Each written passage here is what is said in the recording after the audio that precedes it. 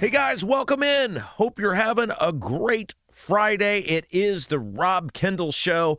Thanks so much for being with us wherever you are joining us from, whether you're watching us live on YouTube or on demand on your favorite podcast platforms, including YouTube and Apple and Spotify, all the places.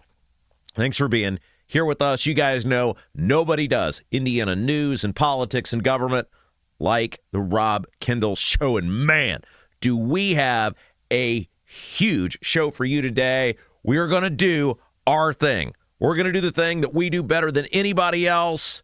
We are going to roast those no good, rotten, horrible public school systems.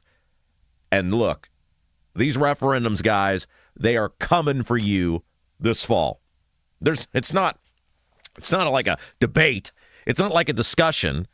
There's probably going to be across the state of Indiana more than 100 school referendums. We talked last week about the reports coming out. These are education-based groups that are saying this. It's not our words. They are coming.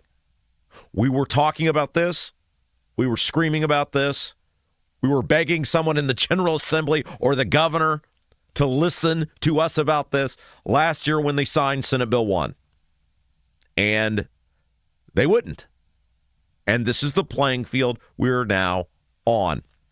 And so today, we're going to talk about what happened in the community I lived last night, Brownsburg, and how the Brownsburg school system, it's actually a school success story.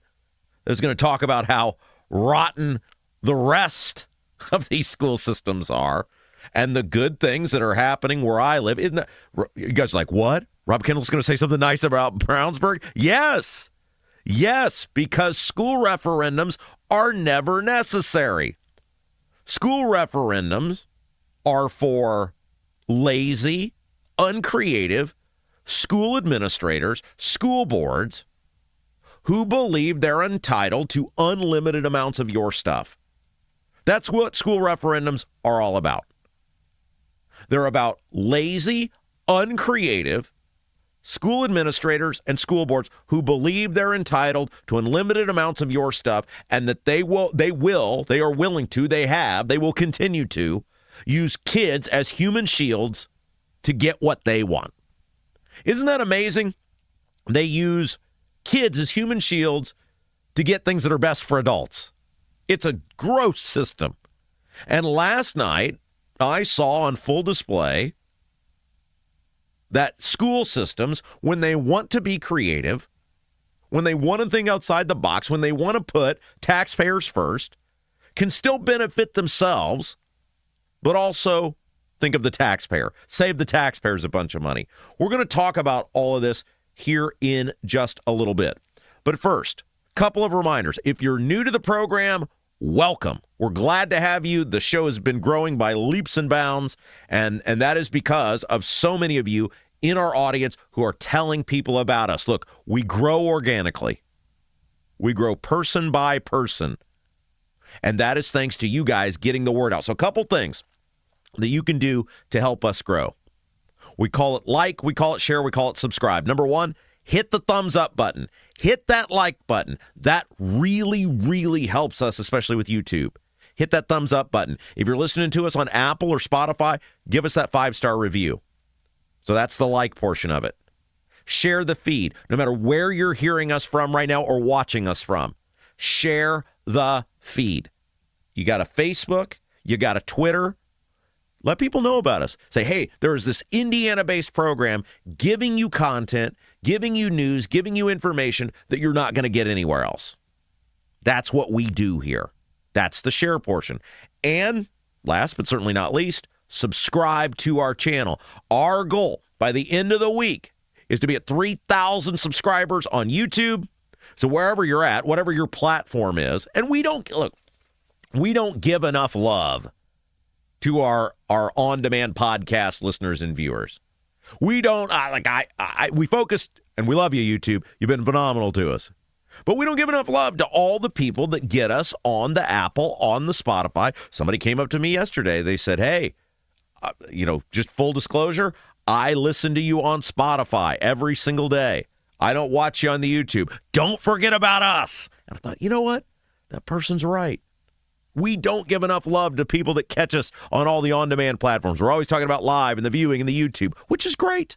It's great. We're so glad to be able to do it. But if you're an Apple, you're a Spotify person, we love you too. Subscribe to us, whatever platform you're listening to us on. You guys are great. Thank you for helping this program grow. You know, we've done the math, and basically, it's amazing. Our average time spent listening each day is over 60 minutes. Every person that consumes us, the average, and this is the great thing about the on-demand, the digital world we're in now, we can see all this stuff. We know exactly what's going on.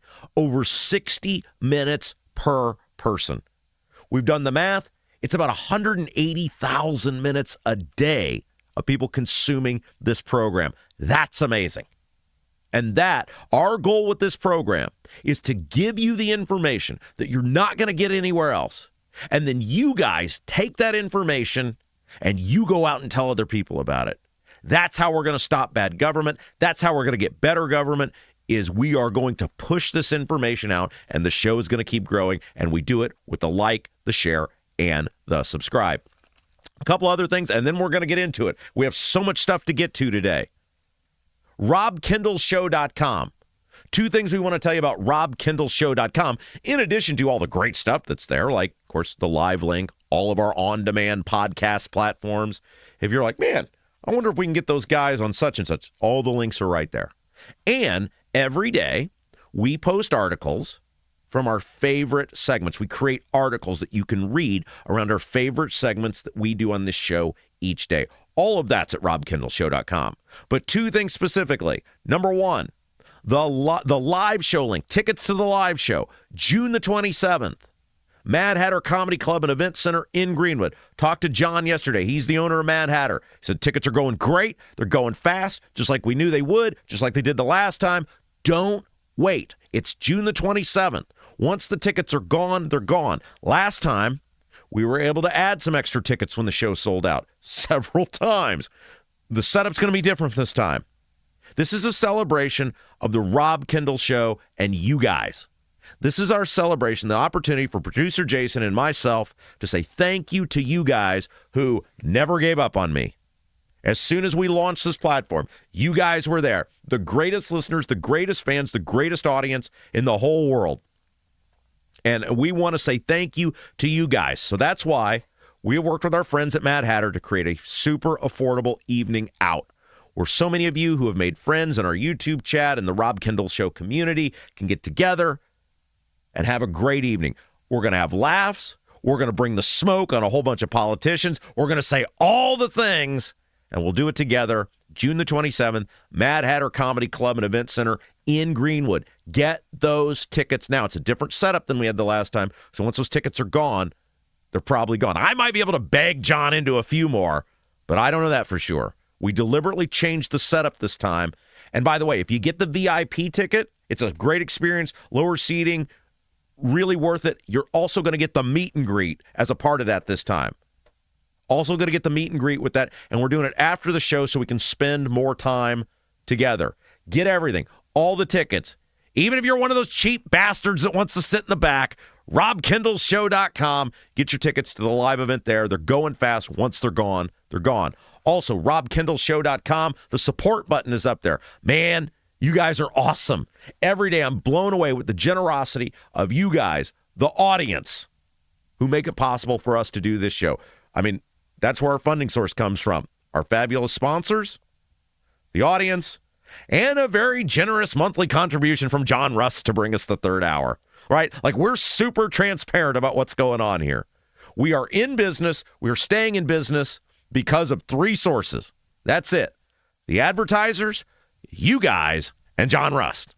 We don't hide anything. We are totally out in the open about it. And you guys, every day, head over to RobKendallShow.com. You show your love for us and the great local content you can't get anywhere else. Again, I can't begin to tell you how important that is. Jenny yesterday, our superfan Jenny, and Mike hitting the support button. Thank you. So if you like what we do, if you want to take a little ownership, for lack of a better term, feel like you're a part of the show, hit Hit that support button. $1, $10. It's not real ownership, but it's like it is. It's like you're a part of it then. You're contributing to the thing that you consume every day.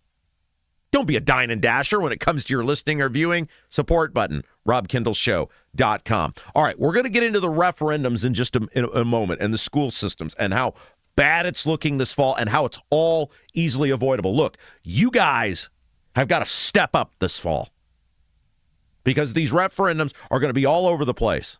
And I'm about to lay out a scenario that proves how totally unnecessary they are. Something that has actually happened last night. And these school systems, if they actually want to protect you, if they actually want to care about you, don't need to do these referendums. But you got to start, and I mean this in the most law-abiding, peaceful manner necessary, obey all applicable rules and regulations of the society and community you live in. You guys got to start getting nasty this fall. You guys got to start getting mean this fall. You guys got to start pushing back this fall because that's how you stop it. That's what the school systems respond to. And I'm going to look for all the crap I get about his style, his language, his this, his that. We saved our community $50 million or more last night because of my style, because of the language that I use, because 10 years ago we got really mean. Now, when you couple with the other school referendum we beat, that's $150 million or more in taxes our community has not had to pay. You guys, everybody's always like, can Rob move to our community? Can Rob? You don't need me. You need you. And I'm going to tell you how to do it. I'm going to tell you how to beat these school referendums this fall, and you guys got to step up. But first, let me tell you about one of our fabulous sponsors here at the Rob Kendall Show. We love great local merchants. We love great local Hoosier businesses, and that's what we promote. By the way, if you're like, damn, that guy is great at promoting businesses, we'd love to promote your business. If you own a business, if you run a business, even if you just work for a business, and you know the owner or the manager, tell them about us. We get great results for our advertisers. We've been here 3 months now. You notice they're all still here? They're still advertising with us because you guys, the Rob Kendall Show audience, you respond to people that support our show. Sales@robkendallshow.com. That's our email. Sales@robkendallshow.com. And it's always fun to get to know local businesses, local merchants, and then be able to promote products about Hoosier-based businesses. Let's tell you about the Honeysuckle Hill Bistro and Cottage. If you are looking for a meal for an evening that is different than you've experienced before, check out our friends at Honeysuckle Hill Bistro and Cottage. Now, they're located in Brazil. It's a little out of the way, right there on 40. Keep going on 40. Theoretically, you could do a day where you just drive on 40. You stop in Clayton at the Double D's Barbecue, and then you keep going, and then you go to the Honeysuckle Hill Bistro. You could do a Rob Kendall day on 40 at your favorite restaurants. But Brazil, a little out of the way, right? Totally worth the trip. Honeysuckle Hill Bistro and Cottage. It's located on the water in beautiful Brazil. They have outdoor seating, beautiful view, scenic view, and a made-from-scratch meal, or as they like to call it there, Hoosier Grub. Honeysuckle Hill Bistro and Cottage. Look, you can see it all. Just Google Honeysuckle Hill Bistro and Cottage. But they recommend the Hoosier Tenderloin, which they think is the best in the state. Hold them accountable. Put it to the test. Head over to the Honeysuckle Hill Bistro and Cottage. Try that Hoosier Tenderloin. And while you're there, get one of their made-from-scratch dessert pies. Down-home food made with love. The Honeysuckle Hill Bistro and Cottage. Look, it's so Hoosier hospitality. The restaurant literally in the house of the owners, Jody and Andy. They're open Friday evening for dinner, Saturday evening for dinner, and Sunday for brunch buffet. Reserve your spot today. Try something different. Totally worth the trip. 812-443-3003. 812-443-3003. Or just Google Honeysuckle Hill Bistro and Cottage. Okay, before we get to the referendums, I wanted to talk about, I saw this and I was enthralled by this story. And you guys know our bread and butter is local, Indiana news and politics and government, and we're about to do a bunch of that. But I saw this story this morning, and it was fascinating to me because it is talking about the changing way in which you consume media. And it was a very interesting read for me because I think it's talking about, it's not talking about directly, but it goes to the heart of why our show is doing so well. Look, I don't know how much you guys know about podcasts, but the idea that you could set up a podcast unless it's, some known superstar that is a local-based podcast. That's what we do. That's our niche. A local-based podcast that is doing well over 3,000 people a day across the platforms, and they're on average listening or viewing for 60 minutes. It's amazing to a lot of people. It isn't to me because people are craving different, especially in the talk radio world. Look, talk radio, whether it is terrestrial radio or the podcasting world, is failing miserably to offer people something different. People crave authenticity. They crave different. They crave things they can't get anywhere else. And I knew when we started this Indiana-based podcast that it would be successful in terms of the realistic opportunities that were available to us. And this article is about Ben Shapiro and the fall of the Daily Wire. Now, many of you guys know the Daily Wire has been this wildly successful podcasting platform. They have many, many hosts on the Daily Wire. There's a video aspect to it, audio aspect to it. And for years in the, late 20-teens, through the first part of the 2020s, Daily Wire, along with Charlie Kirk's Turning Point USA, was this media juggernaut. And it is run by a guy by the name of Ben Shapiro. And it was sort of like Lennon and McCartney, right? Shapiro and Charlie Kirk, 1A and 1B. And the New York Magazine has a detailed article about the decline of the Daily Wire. And the Daily Wire, according to the New York Magazine, is instituting significant layoffs. Its YouTube subscriber base is starting to shrink. The website, the traffic that it generates is losing steam.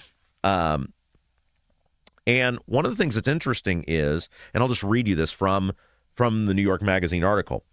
There are Daily Wire YouTube videos now that after a few days online have less than 10,000 views, a catastrophically small number for a channel with more than 3 million subscribers. The top comments all mock the low view counts. Now look, you're saying, well, you're a guy who just talked about 3,000 plus viewers or subscribers, and you're criticizing a company with 10,000 views. Well, it's all relevant, right? We've been at this 11 weeks. They've been at this for a decade or more. Also, when we started this, we were cognizant there were a whole bunch of people, as in the entire country out of the state of Indiana, or people without a connection to the state of Indiana. We weren't going to get any of those people. It's what you do when you go, we're going to be a local-based podcast.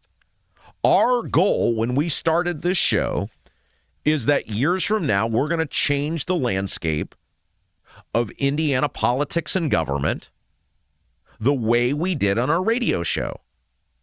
Our radio show was number one for years for two reasons. One, we were almost, well, I tried to be. I tried. Some people couldn't keep up, but I tried to be all local. You guys knew when you tuned into that radio show, you were, as much as humanly possible, going to get me talking about local content, local stuff, local stories you couldn't get anywhere else, like the Mid-States Corridor, like Kleinhelter, like property taxes, all of these things. Our radio show was so good at that, we literally drove an entire year of policy discussion about property taxes. Didn't get what we wanted in the end, but the whole conversation in the General Assembly for an entire year was driven because of our desire to do great local content. And Braun essentially admitted that. But the point is, I know there's a cap on what we can do in terms of doing an Indiana-based program, Indiana-based content. I told you guys, I had a meeting when I was thinking about what we were going to do, somebody who's a huge fan of our program connected me with a fairly prominent agent in Hollywood. Now, this guy's not out representing The Rock or Taylor Swift, but this person represents many known actors, actresses, singers, musicians, whatever. And people, if I gave you their names, you would know who they are. And this guy said, I'm very interested in what you're doing. My friend who connected us told me a lot about you. I started looking into you. He said, you're going to start this podcast. I want to know more about it because I might be interested in representing you. And I told him what I wanted to do. And he, like, you guys know, like, I love reading body language of people. And I can see this guy's body language. He's like disappointed in what I'm telling him. And I get done with telling him what we're going to do. And I said, this is my standard for success. This is what I want to do, what I want to accomplish. And he goes, well, from my perspective as a rep, that's really going to limit what I can sell for you. Like, if you're not going to go national, it really limits who I can go to and the amount of money I'd be able to make for you on this product. And I looked at him, I said, well, like, what if I don't care about the money? And he was like, what? I was like, well, don't get me wrong. Like, I care about money. Like, I have a mortgage to pay. I have bills to pay. I have a kid. But like, what if money isn't my primary driver? And we talked about what my primary driver was. And I said, my primary driver, just like it was on the radio show for years, it's not about money. It's never been about money for me. That's why the politicians hate me. That's why I'm a danger to them. There is no leverage. We're in a 300 square foot room right now, and it isn't even 300 square feet. 240. I just pay the bills. I pay. I don't know what's going on here. But we're in a little room. It's two guys, and look at what we've created. Because money is not our driver. We make enough, thanks to you guys, thanks to our sponsors. We'll be able to keep this going for the very foreseeable future. But our primary goal, our success, is to change the conversation in Indiana politics and government and build this thing over time, thanks to you guys, with quality content that we believe people will consume, that we are going to be a difference maker, not just on the level, but a bigger level than we were before. And look, it's going to take time. You can't just turn the radio on and hear us anymore. That's the great thing about what we're doing now. Every person who consumes us, there is no accidental consumption. There's no scanning the dial. There's no, well, I just left it on. Every person who tunes into this program, the thousands of people already every day who stay on average for 60 minutes, they have to find us and deliberately consume us. And that was the goal. And the guy basically said, he goes, well, you're going to cost yourself a lot of money. I said, that's okay. I don't care. This has never been, there's never been about the money, because when things start becoming about the money, then people can leverage things over you. And so my point is, we are growing within the realistic scale we've set for ourselves based on what we're doing, because we have vowed to be different every day. We've vowed to be independent. No one controls us. No one owns us. No one owns us. We are beholden only to you. You, the audience, made us. You, the audience, can break us. And you are here because you're getting something you can't get anywhere else. And one of the major mistakes made in the landscape of talk radio, the talk industry, conservative talk industry, is everybody fits in a box now. Like, you listen to the majority of certainly the national content, nobody stands out. And a lot of the reason nobody stands out is people are petrified to take a gamble on independence. Look, in the beginning, the Daily Wire was different. Turning Point was different. That's why people went to them. Those entities now, because everyone is scared to death to get on the wrong side of Trump. Everyone's scared to death to say anything that gets on the wrong side of Trump. They're now becoming boring because they're seen as cheerleaders. And yes, they have a huge base of people to start from. So that burn, as is laid out in the Daily Wire article, is happening over time. You think about the history of this business. And by business, I'm talking about talk radio. You look at the people that have taken off.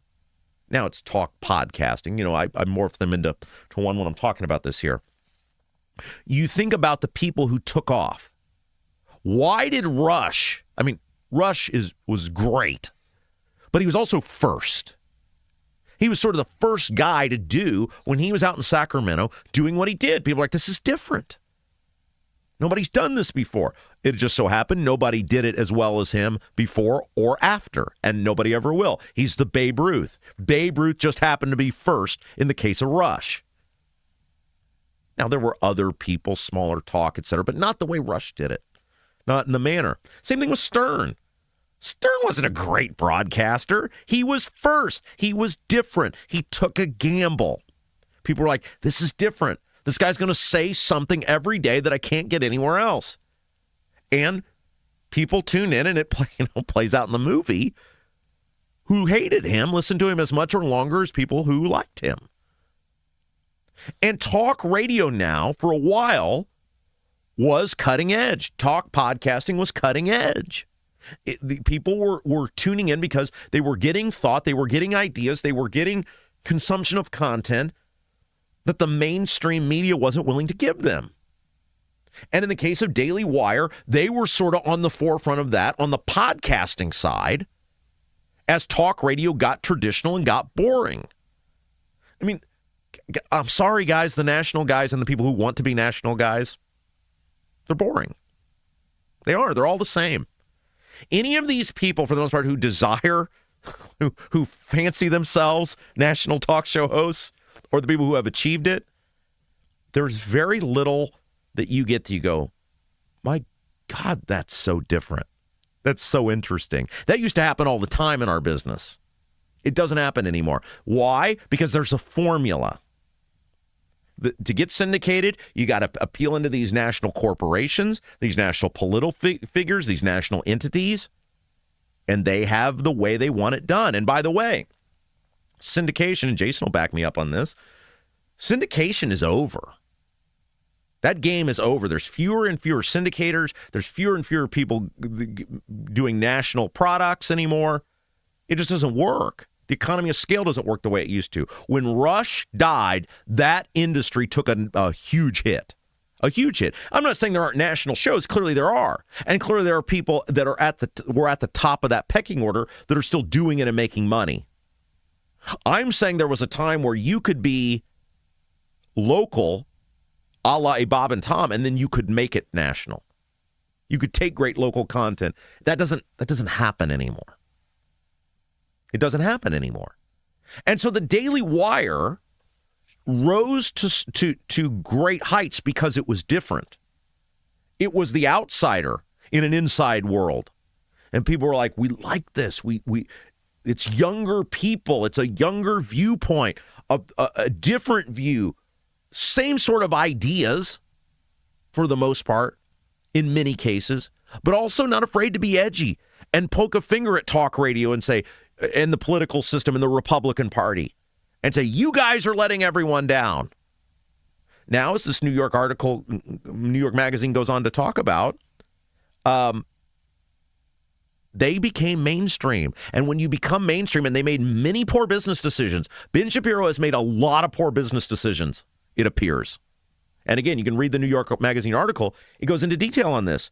They did things like the movies that they did. They did those feature films that are just, people look at this and go, I don't want movies. I want some guy bringing smoke every day. I want some guy that's going to look in a camera and talk to me, or go into a microphone and talk to me about things that I care about. The merch, all of this stuff. It became more about money, it seemed like, than the content, than the relationship, than the connection with the audience. And one of the things that the New York magazine goes into detail on is how younger people are leaving in droves, which was the core of the audience, because of Shapiro's unwavering commitment on this Iran stuff, where support of Trump was supposed to be about a core set of ideals that were different. And one of the core tenets of Trump that appealed to a lot of young people was no more wars. We're not doing this. No more military-industrial complex. No more people of our generation fighting and dying and racking up all this debt over the messes in the Middle East. Young men voted for Trump in droves in 24, and I think that was a big part of it. And Shapiro has become all in because he's so pro-Israel. And look, you can be pro-Israel and not say, we do whatever Israel wants. It doesn't make you anti-Semitic. It doesn't make you a bad guy. It doesn't make you an ist. It doesn't make you a phobe. To go, no, enough. We've given you enough. This is your problem. We do enough for you. We're backing off. No more money, no more military-industrial complex, no more debt, no more nothing. We've done enough. And there are some people, including in this city, who will lose their mind if you look at them and say that. Because with so many with conservative, quote-unquote conservatives, they're conservative until it comes to their thing. They're principled until it comes to their thing. And when it's their thing, then all the rules go out the window. That's the thing you guys have noticed over the years about this show. There is no my thing. We are consistent on everything about how we apply things across the board. And Shapiro has become more and more establishment Republican, the talking points, the people he seems to be in bed with, in relationships with. And people just say, we're done with this. You were different. You were unique. You were special. And now you're just another guy. And it looks like, look, I'm not saying the Daily Wire's going away tomorrow. I'm not saying they're done. I'm not saying that's it. But I am saying they've taken a huge hit. They are very leveraged, and they appear to be in some trouble. People in our business need to stop cheerleading for politicians. They need to stop cheerleading for special interest. They need to bring to you, the audience, the desire, the commitment to hold everyone accountable, whether it's a local show or a national show. That's what you crave. That's what you're about. That's why talk radio elevated to begin with. People were saying things that were different. They were giving the public content they couldn't get anywhere else. And we've long since moved past that. Talk radio, talk podcasting, more and more becomes team sport. I'm in this camp, I'm on this team. When it should be about authenticity of thought, difference of thought, difference of opinion, independent thinking. Look, there are people who are just all Trump all the time, and if you say anything bad, they're not going to be for you, and that's okay. You're not going to get those people. That's all right. But there's a whole huge section of this country who want Trump to succeed. They voted for Trump. I'm one of those people. But also say, well, we have an obligation when things aren't going well to point that out and demand better government, no matter who's in charge. That is the country. And that's what's amazing to me is, and that's what we're trying to do here, more so on a local level, but we talk about some national stuff too, is that there's this huge market out there, people craving, saying, I'm not on this team, I'm not on that team, I'm on a team of common sense, paying your bills, not taxing people to death, responsible decisions with the money we collect, putting people ahead of special interest, doing common sense things with our hard-earned money that is taken by the government. And I don't care whether those ideas come from a Republican or Democrat side, I'm going to be in support of that. That is that is so out there for the taking, and that's what we're tapping into every day here. We're on your team, and we need more of these media outlets. We need more of these people to start doing this, that share that same vision, that share that same desire, that share that same goal. All right, we're going to get into these referendums and the guys, this is going to be a nightmare this fall, and we got to start planning for it now. We got to start in your community. You got to start now, getting ready to defeat these things. This is the Custer's last stand, guys. If you let these referendums get through this fall, you're never going to get meaningful property tax reform. You're never going to be able to undo everything. And the politicians are looking at what happens with these. We're going to get to that in just a moment. But first, is your driveway showing signs of wear? Freeze-thaw cycles, road salts, environmental hazards, buildups like mold and dirt. They can all cause unsightly damage to your driveway, to your patio, to your sidewalks. That's where Seal Now comes in. They're the clean, seal, and stain professionals. And they do great work on more than just concrete. They also do wood, decks, pergolas, fences, any outdoor wood or concrete structure that needs cleaned, stained, sealed, brought back to life. Seal Now are your guys. Check out their work at sealnow.com. SEALNOW.com. Sealnow.com. Get a free estimate. You can see other people's projects, see how yours might look. Get a free estimate. And if you mention the Rob Kendall Show, this is an incredible deal. I cannot believe Damon, the owner, agreed to do this, but he did. You mention the Rob Kendall Show, and you're going to receive 20% off any long-term sealing project. Mention the Rob Kendall Show and get 20% off any long-term sealing project. Again, one more time. Mention the Rob Kendall Show and get 20% off any long-term sealing project. Go to sealnow.com. All right, we're bringing smoke on the schools, on the referendums, on these no-good, rotten administrators and school board members. When we come back, tell a friend we bring the smoke. You're watching Rob Kendall Show.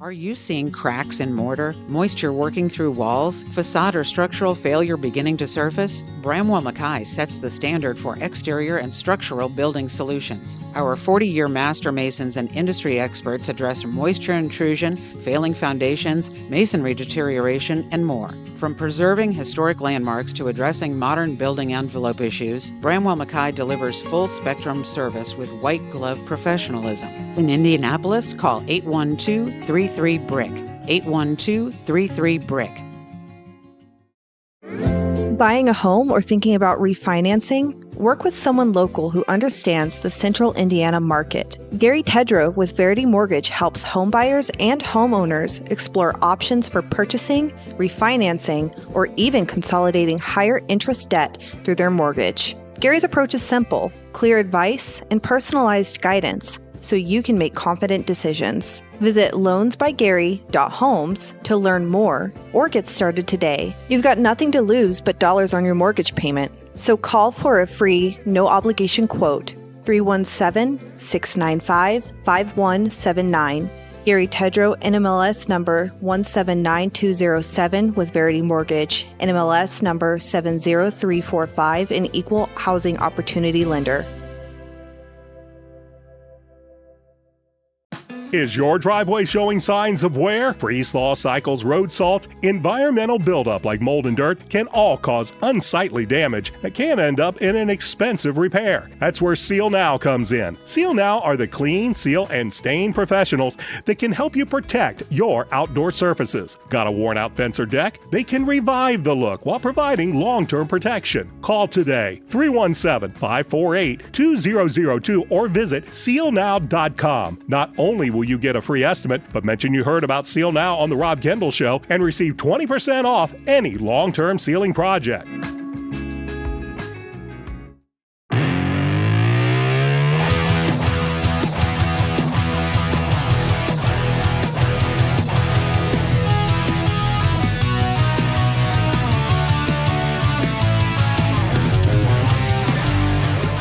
Hey guys, welcome back. Rob Kendall Show. We're getting ready to bring the smoke on these school referendums. You guys need to listen to this segment. You need to tell your friends about this segment. What we're going to tell you, we're going to set up the way to save you guys, hopefully, a whole bunch of money this fall defeating these school referendums. So today, share this feed. Tell people we're getting ready to do it, and you got to get ready now. I always tell people this: the school referendums that pass usually take place in communities that have no organized long-term opposition. That's the reality of it. In communities where there is no long-term organized opposition, they pass, and where the communities that have them, they fail. It's just business 101. And so I'm going to try to lay out what's going on, lay out how these school referendums are completely unnecessary, and lay out what I would be doing now if I were you guys to have success this fall. So tell people about it. Get people over here. Hopefully our goal is to save you guys money. If they can't watch it live, let them know after the fact. Our goal is to save you guys money this fall and start pushing back and protect our homes, to protect our homes all across this state. And the politicians are going to be watching what happens with these referendums too. Don't kid yourself. Before we get into that, though, a couple of reminders. If you haven't yet, hit the thumbs up button. Like this feed, like this show. That little thing that you guys do, it really helps us grow this program. We can't do it without you guys. Hit that thumbs up, like the program. That really helps us grow. If you're on Apple, if you're on Spotify, if you're listening to us on demand, welcome, thank you. Give us that 5-star review. That really helps us as well. All right, before we get into the referendums, just a reminder, speaking of homes, if a bunch of these referendums pass, you might be looking to sell your home. I got to get the hell out of here and go to a lower tax community. Look, selling your home, it's a massive transition. And you need someone, when you do that, who's in your camp, who's on your team, who comes up with a strategy for you, who lays out the whole process, the buying, the selling.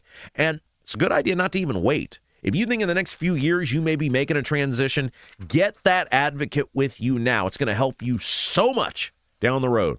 That's where our friend Lauren Wilson, realtor with @Properties, comes in. She is all about putting that game plan together. And by the way, and Lauren will tell you this when you call her, shop around. Don't just take one person's word for it. Get to know a couple of different people. And I think you're going to find when you do that, Lauren Wilson is going to be the advocate for you. Realtor with @Properties, 317-590-2290. 317-590-2290. Like I said, even if you're not in the market right now to buy or sell, get that game plan.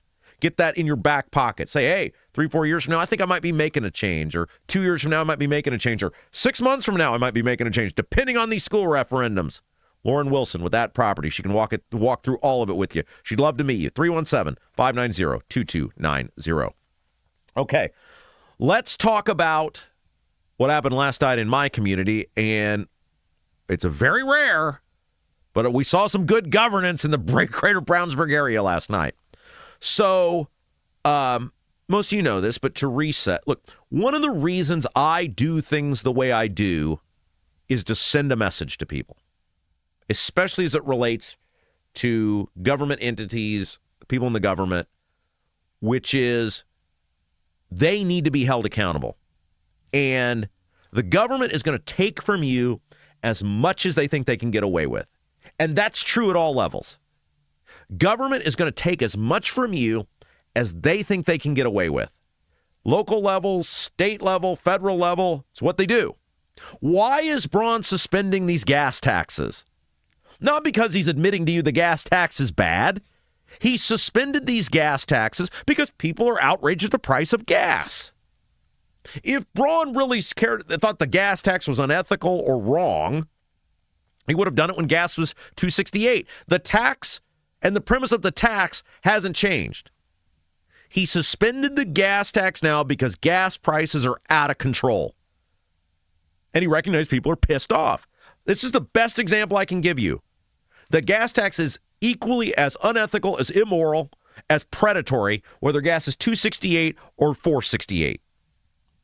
Government will take from you as much as they think they can get away with. And last night, well, the reason I do the things I do is to let people know when it comes to me, anything I can have some control over, we're not going to let you get away with it. The place I live, I'm going to make your life hell. You're going to earn every penny that you're going to get. Every penny you're going to get. And for all the people who feign this outrage about my style or my language or the nicknames or whatever else, they never voluntarily pay extra taxes when they're saved money. You ever notice this? All these people who bitch about this thing didn't pass or that thing didn't pass or this thing isn't done or that. Anybody ever voluntarily pay more taxes? Anyone? No, they don't. It's virtue signaling. It's grandstanding. They have the opportunity to pay more, and they don't. But I do the things I do to send a message to people, you will not get away with it in the place where I live. And to the extent, whether it's state or whatever, obviously I don't have the ability single-handedly to affect what's going on in our state, but to let people know, you're going to earn every single second of it when you pull BS on the taxpayers. And so last night, the Brownsburg school system, instead of seeking a school referendum, came to an agreement with the town of Brownsburg, and they're coming to an agreement with the township governments that make up the town of Brownsburg to guarantee no school referendum in exchange for a dollar amount from these entities that would be a fraction of what they would ask for the taxpayers in terms of tax increases. So what I'm saying is they had to make a decision on what they call an operating referendum. That's paying employees. There are two types of referendums. There are capital referendums, which are buildings, and then there are operating referendums, which are people. And the Brownsburg school system made a decision late last year because of how the referendum went 10 years ago. Not that it just got beat, that it got defeated, but how we beat the hell out of those people for 6 months up one side of town and back down the other. Not literally, politically. And we said, not only are we going to beat this referendum, but we are going to beat you people into the dust so that the people who vote against this, they will hate you. They will know exactly what you are and what you're trying to do to them. And we got called all sorts of names and this and that, and it's that doesn't bother me. It doesn't bother me at all. And we did that to send a message, and we stay on these people, and we go to the school board meetings, and we talk about these things, and we fight on stuff to let them know we're here. We are here, and we are watching you, and we're going to be up your ass, and we are going to hold you accountable on everything you do. And if you try to do stuff, we're going to make your life a living hell. It's 50-50 you'd even get the thing passed. And is the passage really worth what you're going to have to go through? And the school system, to their credit, one of the few school systems I've ever seen do this was like, the juice ain't worth the squeeze. Dealing with Rob and his merry band of misfits ain't worth whatever money we might get, and it's 50-50, we ain't going to get it anyway. And so what they did to their credit is last fall, they said, look, we are losing money based on the budgets that we've had. Now, my view, of course, is they can always make it work with less money. You know me, I believe we should starve the government. It's just like the government is having, our governments are the equivalent of the people on the My 600 Pound Life show. Our governments are the equivalent of the morbidly obese people on the My 600 Pound Life show. You got to suck them dry. You got to bleed them dry. You got to starve them. There is so much money in the government. And the idea that these people say they can't make it work is gross. I'm not a person who believes the schools deserve more money. I believe they deserve less.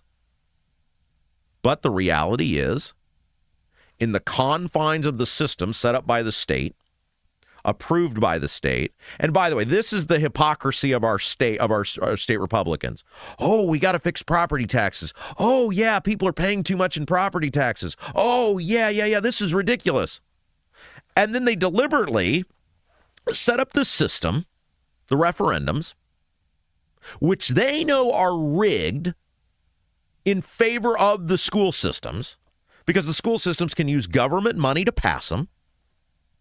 They know the school systems can utilize political action committees, get people who will benefit from these referendums to donate, and the people have to spend their own money to stop the referendums. When we beat the 1 in 15, we got outspent 100-3. What do you think the odds are in any other place if you get outspent 100-3 that you're going to have any chance?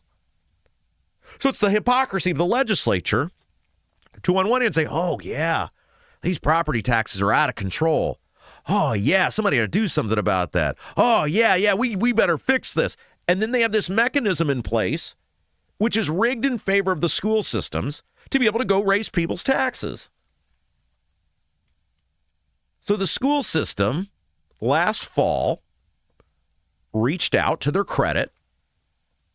And look, this is something that nobody wants to admit. Everybody wants to badmouth me, but everybody knows when you get right down to it. Nobody knows property taxes like me. Nobody cut more property taxes than me. Nobody understands this better than me. And you can say this makes me a total weirdo, but I spent 4 years of my life dedicated to this because I believe the thing is so immoral. I believe the thing is so unethical. You own your house. Your money bought that house. And yet the government holds a forever lien on your house for something they had nothing to do with. That's wrong. And I said, in my little corner of the universe, I'm going to do everything I can to try to influence others, and I'll lead by example, and cutting people's property tax rates and defeating these school referendums and keeping people secure in their homes. I'll do everything I can to do that. That's what I feel like I can offer back to people. And people always say, well, like, you're kind of obsessed with this. Yeah, I am. Because that's my house. I pay. The government didn't pay for it. The school system doesn't write me a monthly check to subsidize my mortgage. The town of Brownsburg doesn't write me a monthly check to subsidize my mortgage. That's my house. And so, knowing that nobody sees government the way I do, nobody sees property taxes in the system the way I do, they reached out. The school system did. Like, I couldn't believe it. And they reached out and they said, hey, we'd like to talk to you about ways that we can avoid a school referendum. And we met back in November. It was a very productive meeting for about an hour. And we walked through a couple of different opportunities that existed if the school really desired to not have a referendum of what they could and should do to avoid that. And I told them, I said, I will do everything in my power if you walk down this path, even though I don't think you need that money, even though I don't want you to have that money, but I just think the other entities will blow it as bad as you guys do, to ensure that that this policy is supported and works. And the school, to their credit, spent 6 months herding cats, getting 3 government entities, the town and the townships, to buy into this. And they didn't have to do that. Most school systems wouldn't have. But they did, and last night, the big part of it, which is the town, did their part to pass this agreement with the school system, offering them money out of the tax increment finance district. Look, I could spend a whole show talking about the nuances of this and how it all works. Maybe someday we'll just have boring local government 101 for a whole show. You guys seem to like when we do that. But they made a deal and said, we will supply you a fraction of what you would get in a school referendum over a short period of time to ensure that there is no school referendum and our taxpayers stay inside of the tax caps. That's good government. That's everyone working together because everyone stated, we don't want a referendum. Everybody agreed, we don't want this to happen. Let's figure out a way to make it happen. And all it involved was a little work. And look, I'm not under any delusion that the school system likes me. Those people would light me on fire if they could get away with it. Nobody's been a bigger pain in the ass and cost those people more money than me. I'm at $150 million now with what happened yesterday. But it's worth it. Why? Because the school acknowledged we can make it work. We'll figure out a way. They believe, and there are some things that are not their fault that happened at the state related to the school funding formula that are going to get fixed. And to their credit, they said, if this gets fixed, we have the problem solved permanently. We need a couple of years to make sure this gets fixed, and then we're out. And even though I don't want them to have that money, On the other side of the equation, it takes two people to work together. I said, that sounds like a pretty good deal for everyone. Let's do it, and let's work together. It involved just a little bit of creativity and a lot of desire to protect the taxpayers. That's it. A little bit of creativity and a lot of desire to protect the taxpayers. And the Brownsburg school system and the government entities that worked with them deserve credit for that. There's nothing unique about Brownsburg. Every school system could do this. Every school system could do this. We make this huge mistake, like when school systems go, well, we lost X amount of dollars because of Senate Bill 1. Or if you go back to 2010, we lost X amount of dollars because of property taxes. No, you didn't. It wasn't yours to begin with. It was mine. It was Jason's. It was the people of those communities. That was their money. You had no right to it. You took it from them. And the people through the property tax cap said, enough is enough. We're not doing this anymore. Our homes are not your personal piggy banks. Our homes belong to us. And one of the major mistakes that the legislature made when they did the tax caps is they allowed for these school referendums. Now, if you go back and you watch the discussions, 2007, 2008, the referendum was intended for unforeseen emergencies. Some catastrophic thing happens, and then you give the community a say on whether they want to address it or not. And of course, the schools, because they believe they're entitled to as much of your stuff as they desire, from the word go, bastardized that and started using it for everything under the sun. Football fields, sinks, science labs. Oh, we want a Videotron. Oh, we want to hire a bunch more people. It was never the intent of the school referendum. Ever. Ever. Now, I've told you about how this can be done. I've laid it out to you. I told these guys what to do in an hour, and to their credit, then they looked into it and said, you know what, he's right. We can do that, and we will. And to their credit, they did it. The same way, in 2015, we told the school system, you don't need a referendum. Here's how you do this without the referendum. Oh, no, we can't do that. No. Yeah, you can. I'm pretty sure I know it better than you do. I'm pretty sure I know government finance better than you do. No, we looked into it. And when the referendum failed, you know what happened? To their credit, they came back and said, yeah, you were right. We can do that. And part of that deal then was involving our group that defeated the referendum, giving a little flexibility to the schools in terms of reestablishing debt, which I didn't want to do because it would have cut taxes. But you give, right? Both sides give. When there's a desire to do something, it's like any negotiation.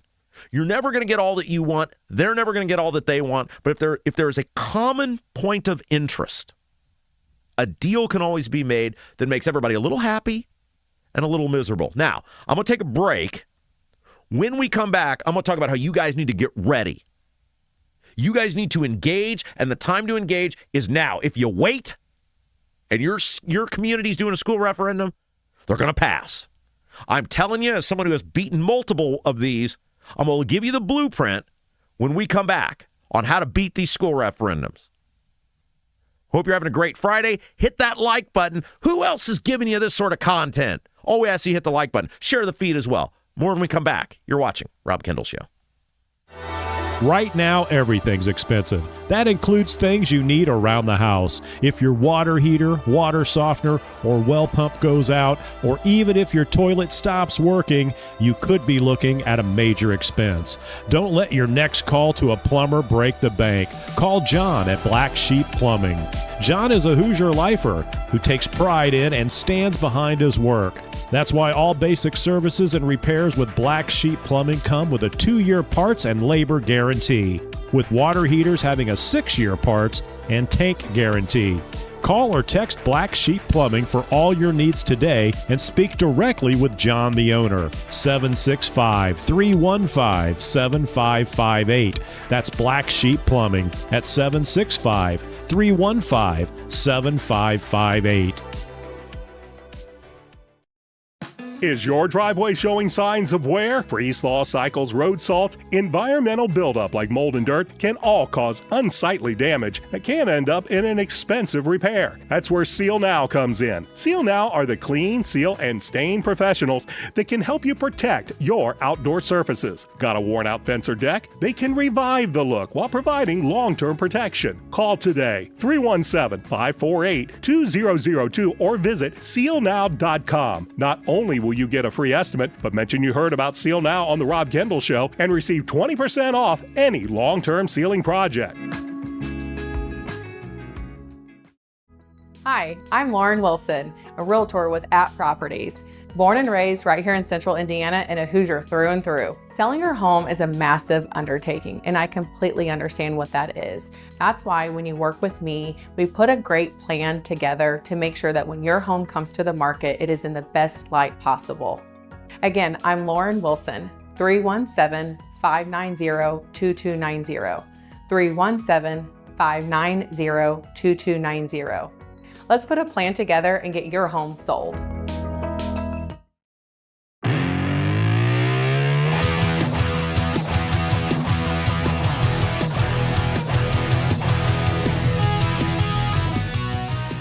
Hey guys, welcome back. Rob Kendall Show. Look, we have hundreds of people for 3 hours in this chat or in this YouTube feed, and we're only at 140 likes. What the hell is going on with you people? We're giving you great content you're not going to get anywhere else. Hit that like button. Help us out. That's how we grow this show. Also, don't forget, and boy, coming up here in just a moment, we're going to tell you how to defeat these school referendums. Going to go into detail on what you got to do to beat these no good, rotten so-and-sos this fall. Share our feed. Let people know this great local content you can't get anywhere else. It has to grow organically. It only grows to you guys. And look, get over to robkendallshow.com. We don't talk about robkendallshow.com enough. That is the place for the live feed, for all the on-demand platforms, for the articles based on our favorite segments each day, and two other things you can get at the robkendallshow.com. robkendallshow.com. One, that support button. If you're like Jenny, if you're like Mike, our super fans hit the support button yesterday. Look, we maximize the dollars, guys. We take it and we extend it. And look, we are the cheapest bastards alive, Jason and I. We live on about $5 a week. We're not out, hanging out at the Bellagio or doing dinners at St. Elmo's with your tab. We are so grateful to every person who's hit that support button over at robkendallshow.com. We can't thank you enough. If you like what we do, consider supporting us over there. And tickets to the live show, June the 27th. They're going fast. Mad Hatter Comedy Club Event Center in Greenwood. We're going to bring so much smoke. We're going to say so many things. We're going to laugh. It's going to be a celebration of the Rob Kendall Show community. The thousands of you who listen every day, grow this program, expand this program, make it what it is. Get those tickets now, robkendallshow.com. We got the link right up there at the top. All right, before we get to the referendums, you guys got a leaky chimney, water in the basement, cracks around the exterior of your home? Bramwell Mackay Property Services and Consultants is your authority for chimney repair, tuck pointing, foundation repair, crawl space to basement conversions, basement waterproofing, and more. Bramwell Mackay doesn't offer quick patches. Their team of 40-year master masons and industry experts address the root cause and provide solutions that last lifetimes.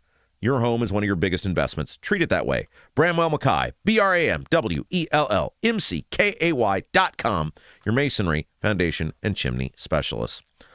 All right, so here's what we know. And I was thinking about this last night as the school system in the town were wrapping up their agreement. I'm thinking, okay, awesome. Not going to have to go fight a referendum this fall. That's going to be great. What a relief. And then I started thinking about all of you guys that are going to have to do this. And I was thinking to myself, man, I'm going to start telling people what they need to do.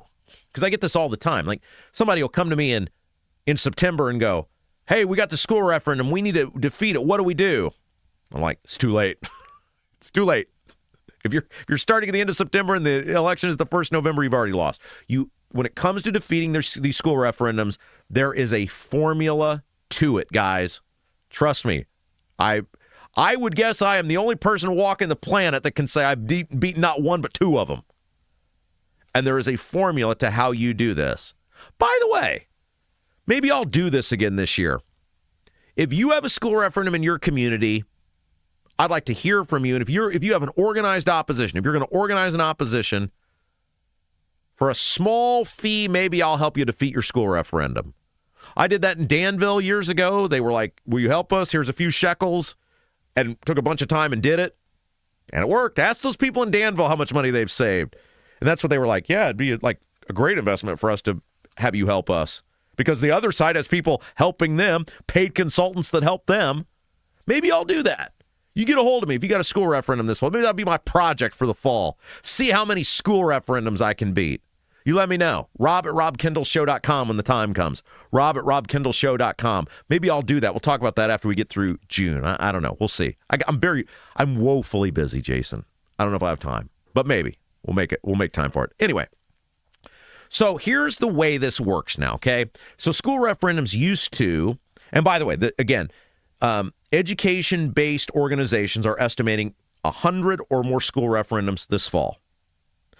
I told Braun back in the spring of last year when he told me he was going to sign off on this bill that was going to happen.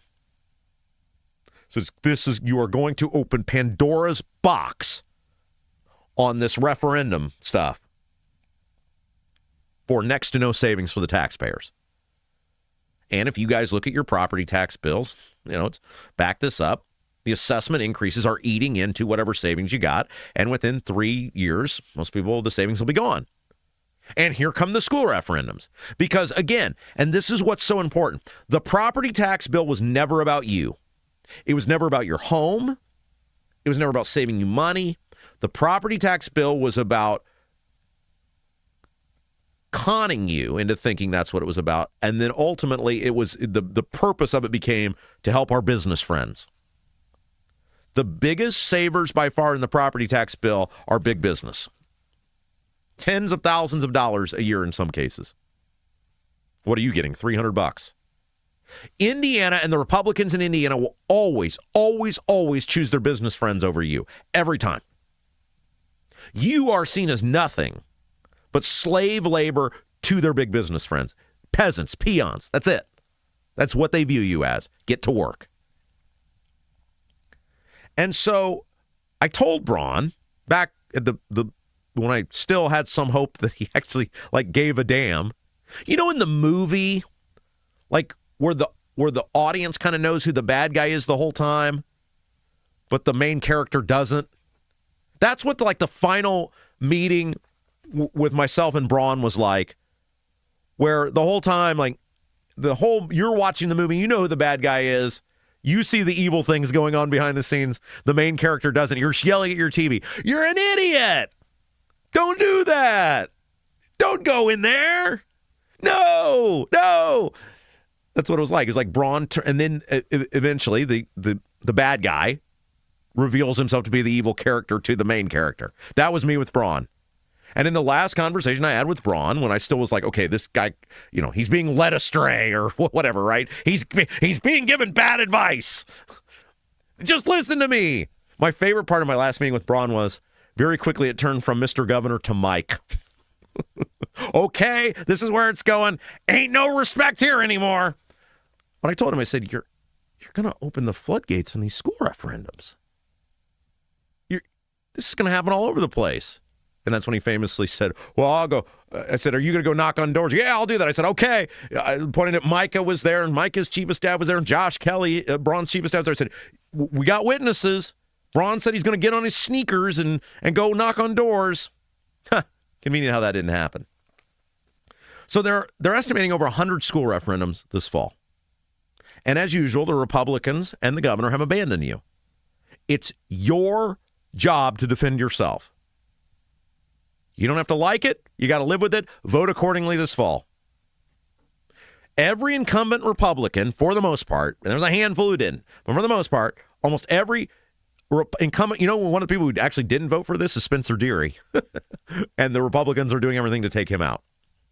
But for the most part, most of these Republicans voted to give you this system where you get nothing, the businesses get everything, and now you're forced to fight for your life in terms of protecting your home. and go out and do this yourself. So you got it. Guys, this is the key. So the school systems now have to bring referendums in the fall of even years. That was a change from the old system where they could put them on primary ballots. They could bring them back every year.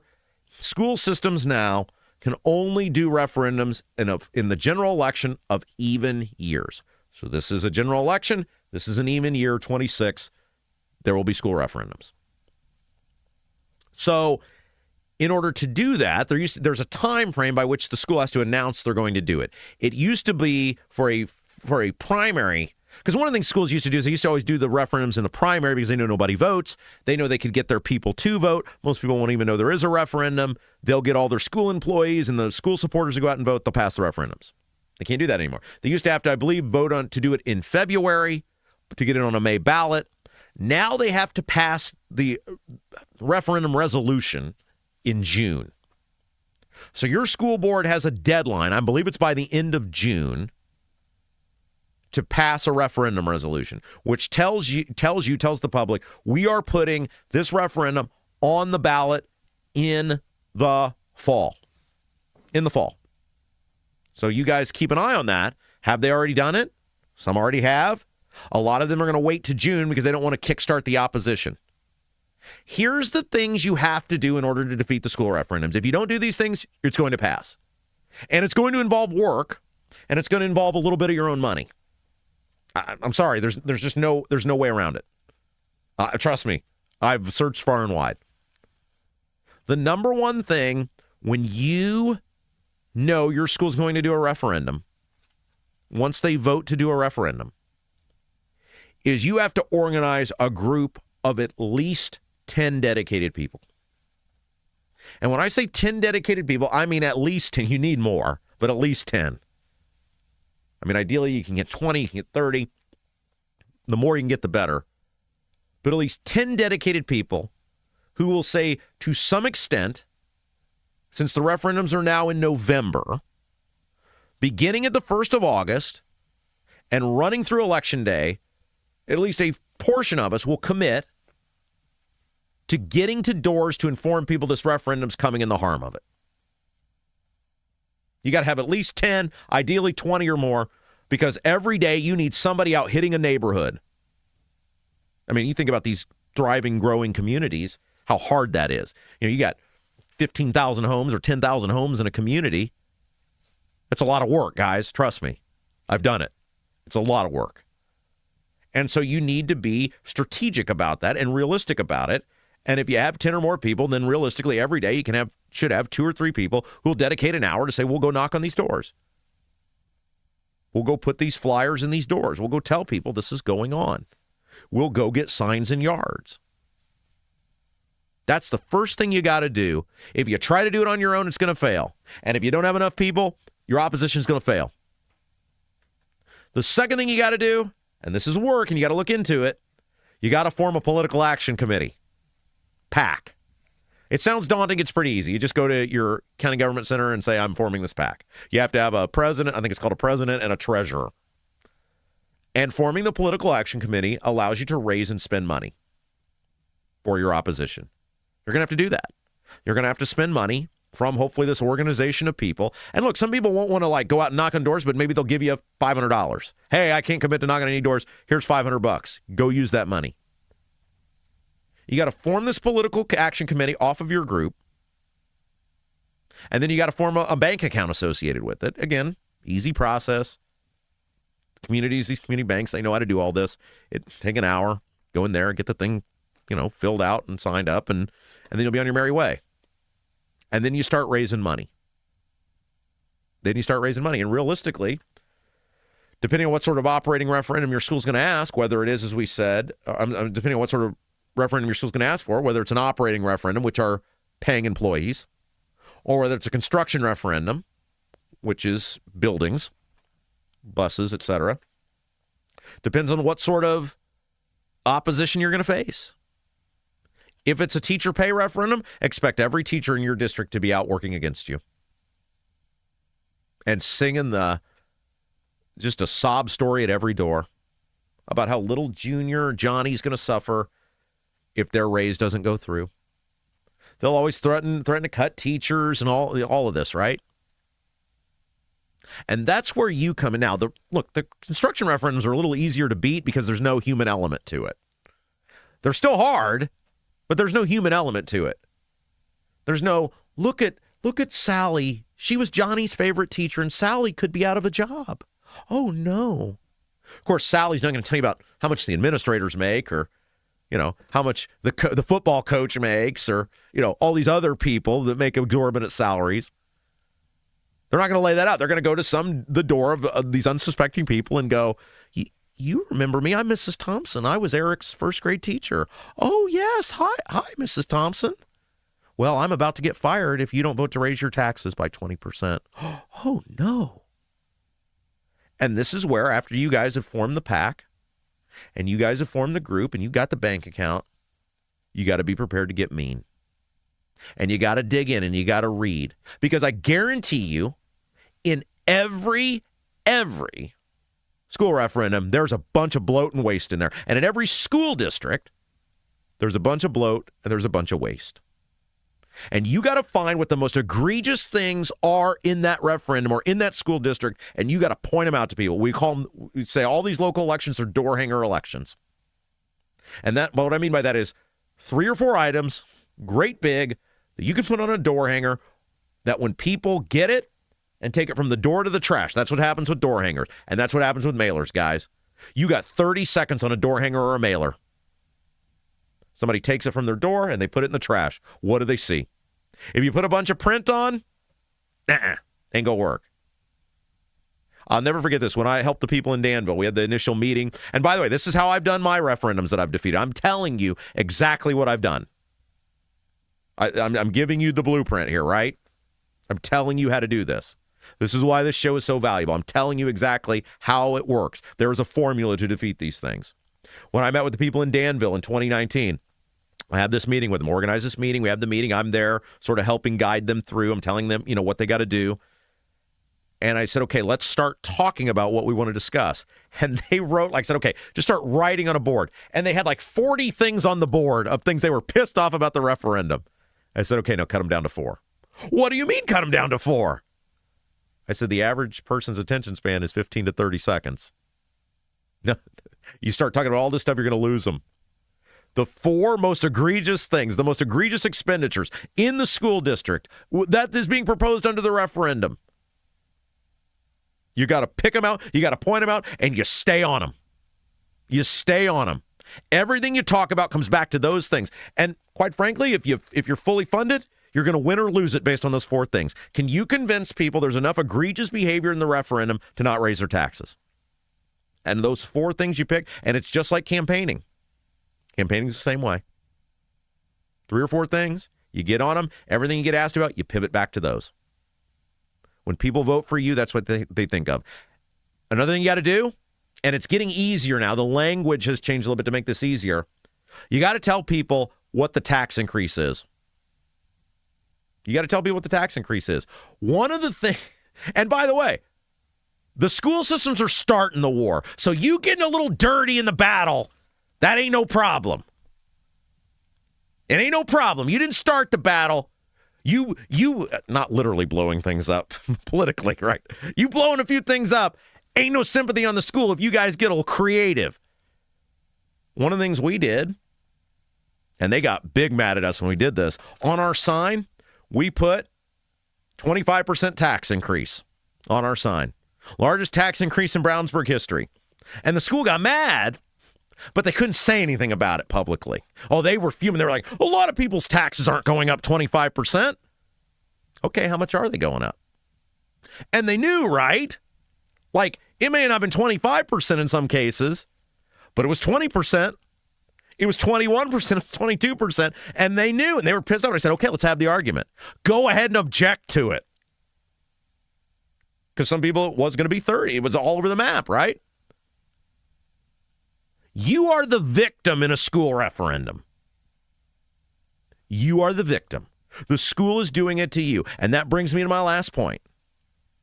And I say this in encouraging you to behave in all applicable laws and rules and regulations society sets forth.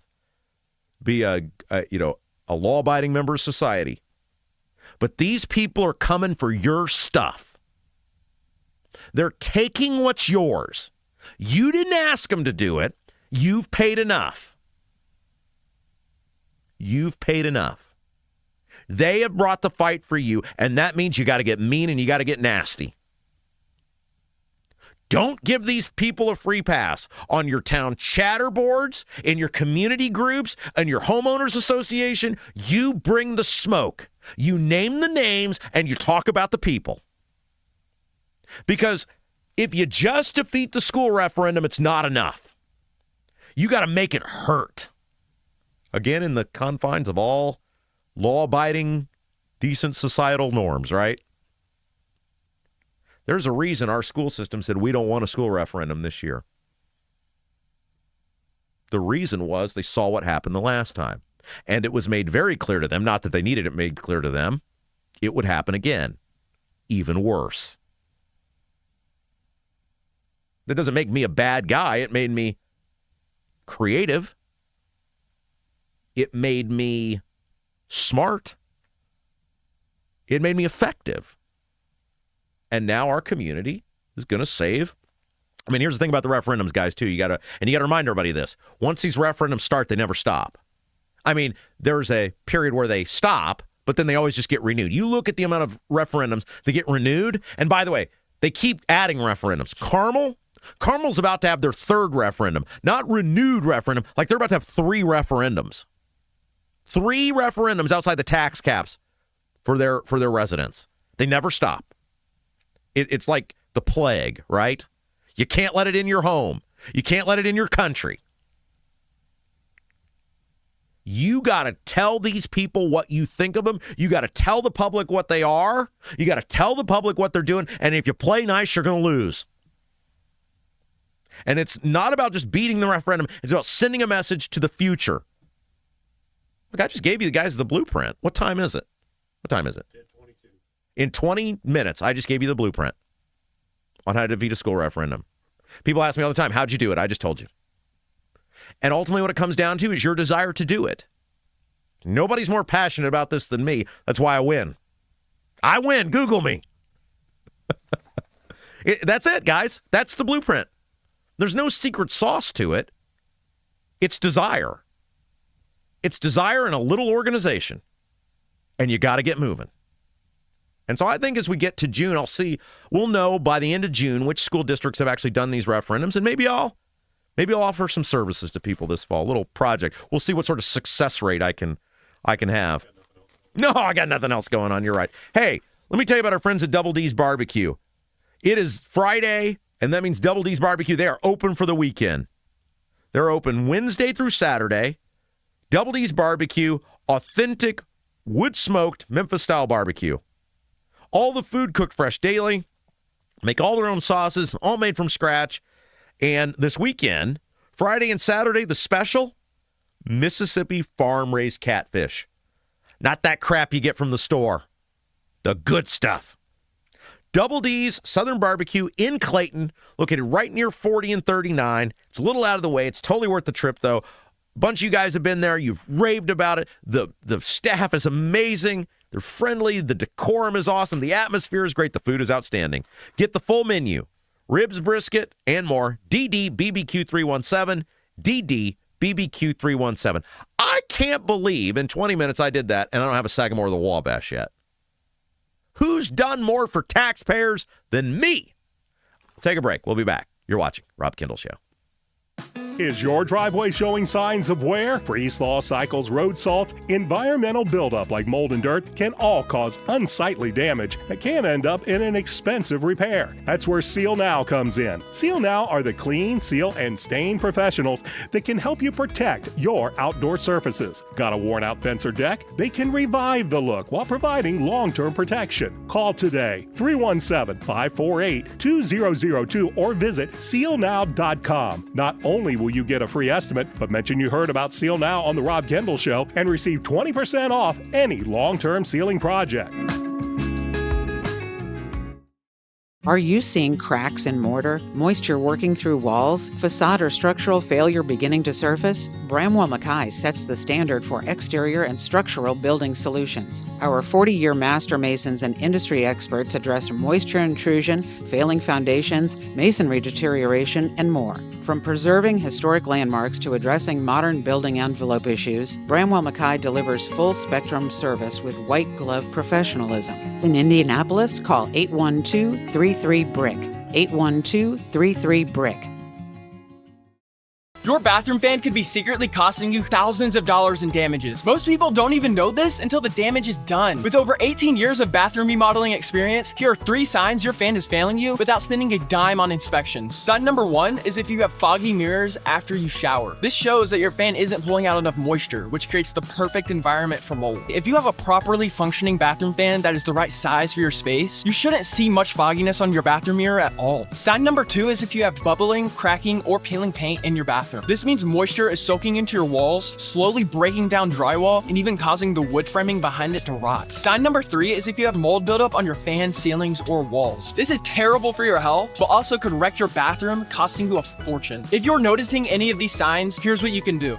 Call Vent Savvy today at 317-300-4434. That's 317-300-4434 and mention Rob for a free attic inspection.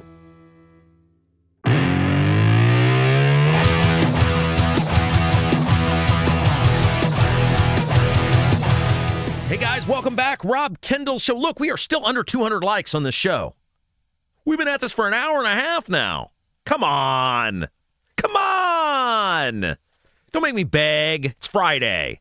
If you haven't done so yet, guys, hit that like button. We harp on it because it's very important. It's a little thing that goes a very, very, very long way. And it helps us grow this program as we continue to bring you Indiana politics and government unlike anyone else. Again, thanks to Jenny and Mike yesterday. Very generous over at robkendallshow.com, hitting that support button. We appreciate you guys. Hey, before we... This is hilarious, the thing that Republicans in Indiana are mad about now. These people are unbelievable. Before we get to that, though, hey, before choosing a mortgage, it's smart to talk with someone you trust and can actually sit down with because he's local. Gary Tedrow with Verity Mortgage is a local lender helping buyers and homeowners across central Indiana with home purchases, refinancing strategies to manage debt using home equity. Gary focuses on education, on guidance, so you understand your options before making a decision. No pressure, just solid advice from someone like you. To see what may be possible for you, visit loansbygary.homes. Loansbygary.homes. You got nothing to lose but dollars on your mortgage payment. And by the way, Gary will take a look. If he can help you, great. Save you a few bucks, great. If he can't, he'll say, hey, great to meet you. Thanks for listening to Rob's show. And you'll say, hey, great to meet you. Thanks for supporting Rob's show. And then you'll have a friend. 317-695-5179, 317-695-5179. Gary Tedrow, in MLS, number 179207, with Verity Mortgage, in MLS, number 70345, an equal housing opportunity lender. Hey, we also got to thank, we're 3 hours now, and we got to thank John Rust. John Rust is the sponsor of our third hour. I guess you could look at it as 9 to 10 is our third hour, or 11 to noon is our third hour, since we started as 10 to noon. But whatever hour you look at as the third hour, it's brought to you by very generous support from our good friend, John Rust. Okay, let's talk about this. This is just, it's unbelievable. So the Republicans are big mad that some Democrats might have voted in their primary. And I know we got into this the other day, but the Indy Star has a big article. Marissa Mader, who's very nice, wrote big expose on this. Speaking of the Star, yes, I have another column in the Star coming out early next week. I've got to write it this weekend, and I'm going to talk about the referendums and the property tax stuff. And again, I can't wait for me to write this extremely conservative, pro-low tax, pro-reform public education, pro-hold the schools accountable article, and then people will be like, the liberal Indy Star. I can't believe he's sunk to writing for the liberal Indy Star. I'll write a piece that is infinitely more conservative and more accountable to the taxpayers than any person in the General Assembly has ever written and the governor has ever written. And I'll hear about it next week. You watch. He's sunk into the liberal star. You watch, it's going to come. And then I'll ask, did you read the article? He's sunk to the liberal star. You just watch. Just watch. It's coming. All right.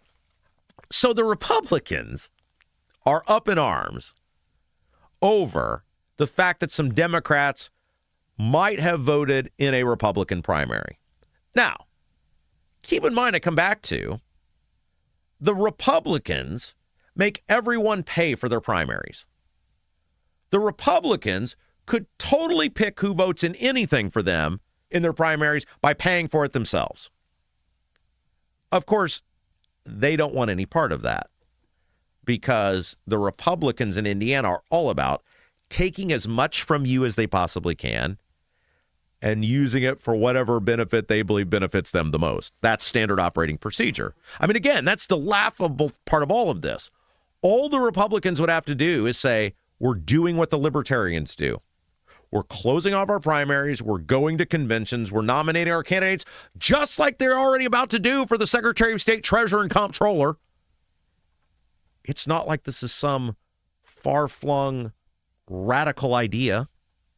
It's not like we're asking them to do something that isn't already being done. Libertarians already do this. But of course, this is about the primaries are tens of millions of dollars in free media, subsidized media for the candidates, for the Republicans. So they're not going to do that. But they're very mad that you have to pay for their primaries and then you decide which party you want to vote for.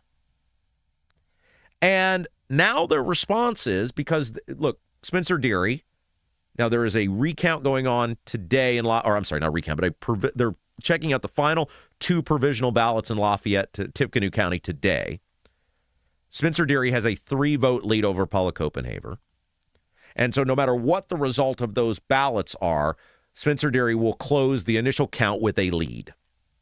Now, keep in mind, this is fascinating, and this is exactly what I wrote in the Star last week when I said, for all this victory lap about the elections being about redistricting, in 2 of the 3 races that Trump and Turning Point USA wanted the most, which was Holdman, Deary, and Good won easily.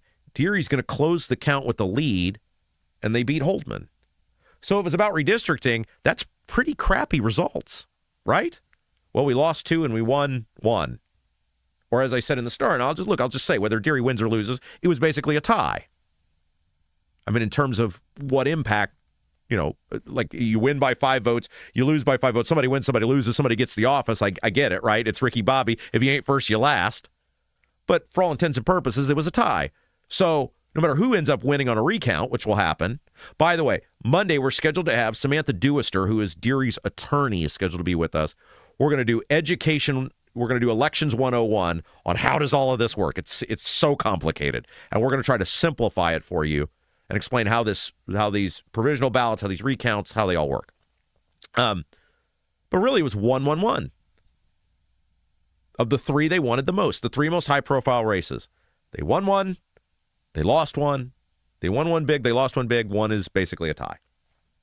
Doesn't seem like a resounding victory to me if it was about redistricting, but it wasn't about redistricting. It was a resounding victory for Trump and the Turning Point USA bros, but not because of redistricting.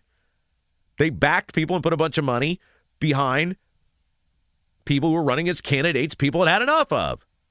Buck, Walker, and we go through that on State House Happenings with Jim Merritt. And we've gone through that here. But the Republicans are mad because they believe, without any evidence, but they believe they've convinced themselves that they lost the Copenhaver race on the first count, at least, because of Democrats who crossed over to vote. And now you've got, it's amazing how fast when we want to organize on something, when we want to do something about something, how quick we can move into action. Because now there's already a group gathering signatures in essentially in protest of this to close the primaries. And what that means is right now, when you go vote, you show up and you say, I'd like a Republican ballot, please. Or I'd like a Democrat ballot, please. And the clerk hands you that ballot and you go vote. Pretty novel concept, right? I pay for both parties to have these elections. I should be able to choose which one I vote in. And I should be able to make that decision when I show up to vote because I'm paying for it. I pay.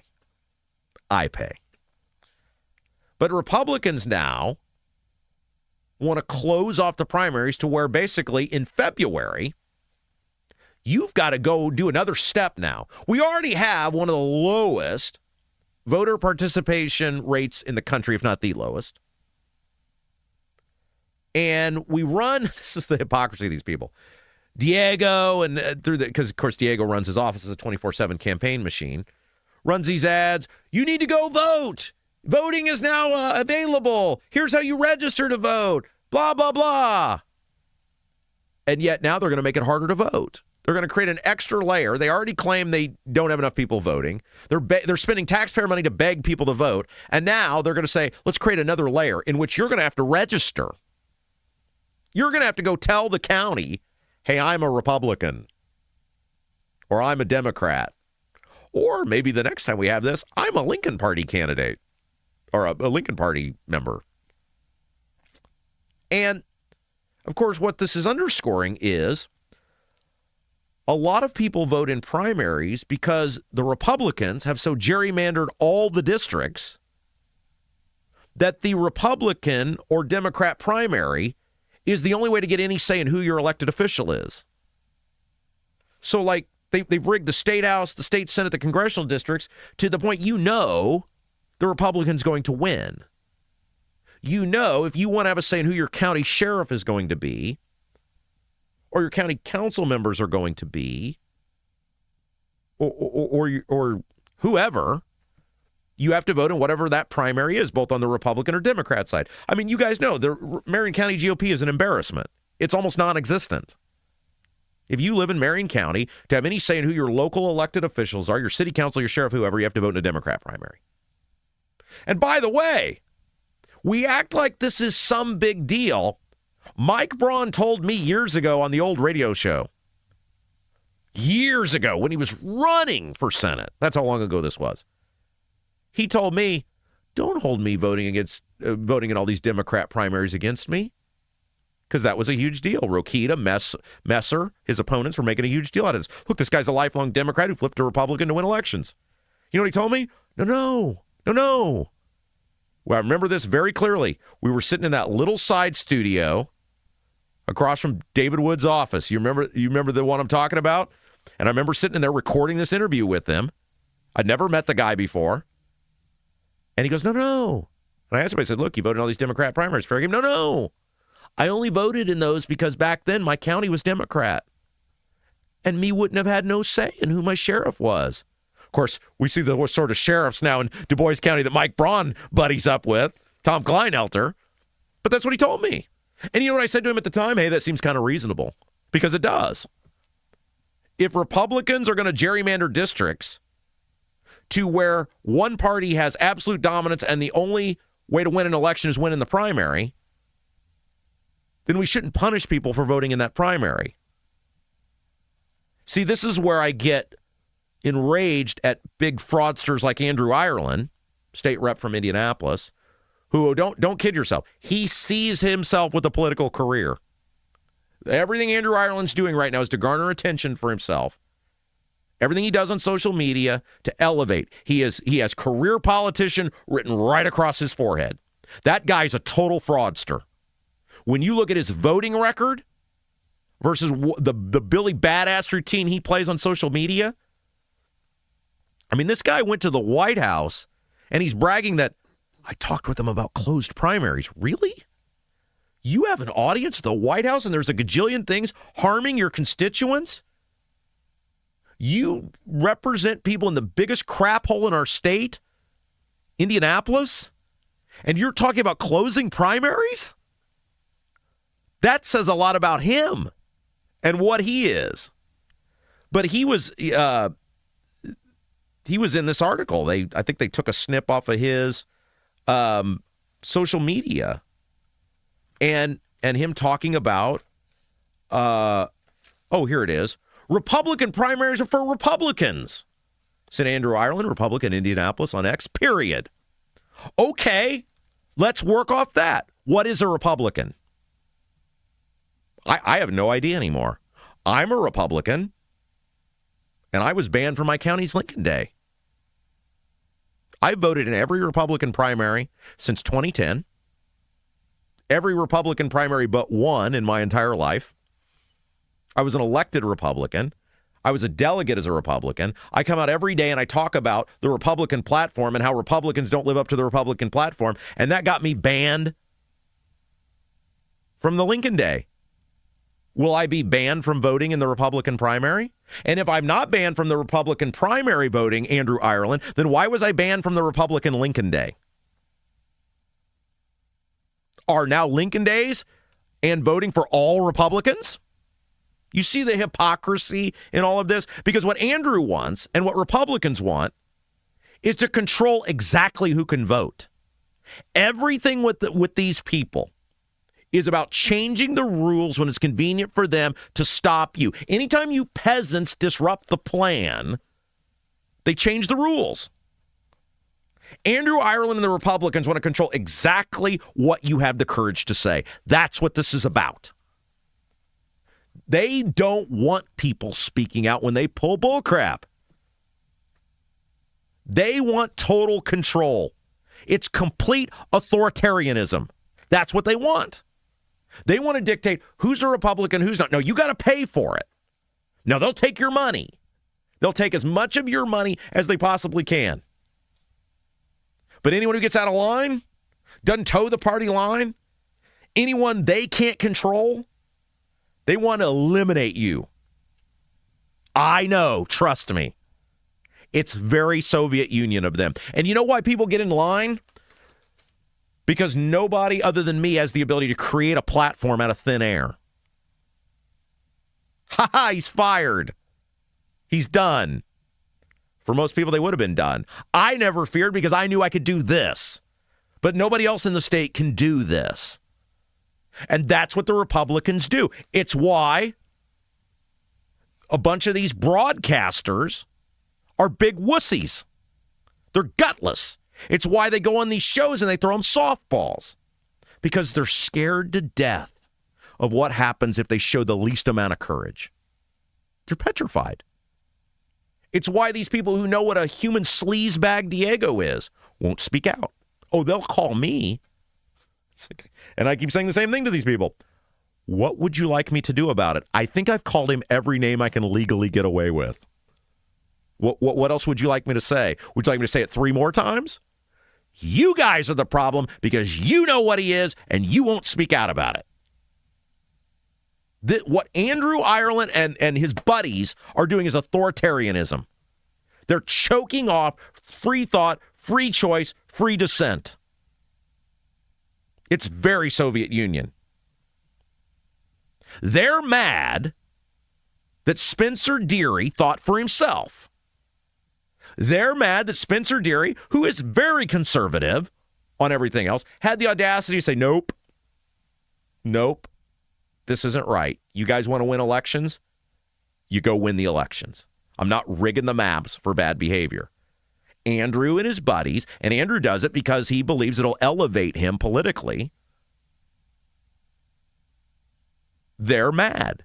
They got beat at their own game. So now what do? They change the rules of the game. The Republicans have a track record of this. They have a history of this. This is not new.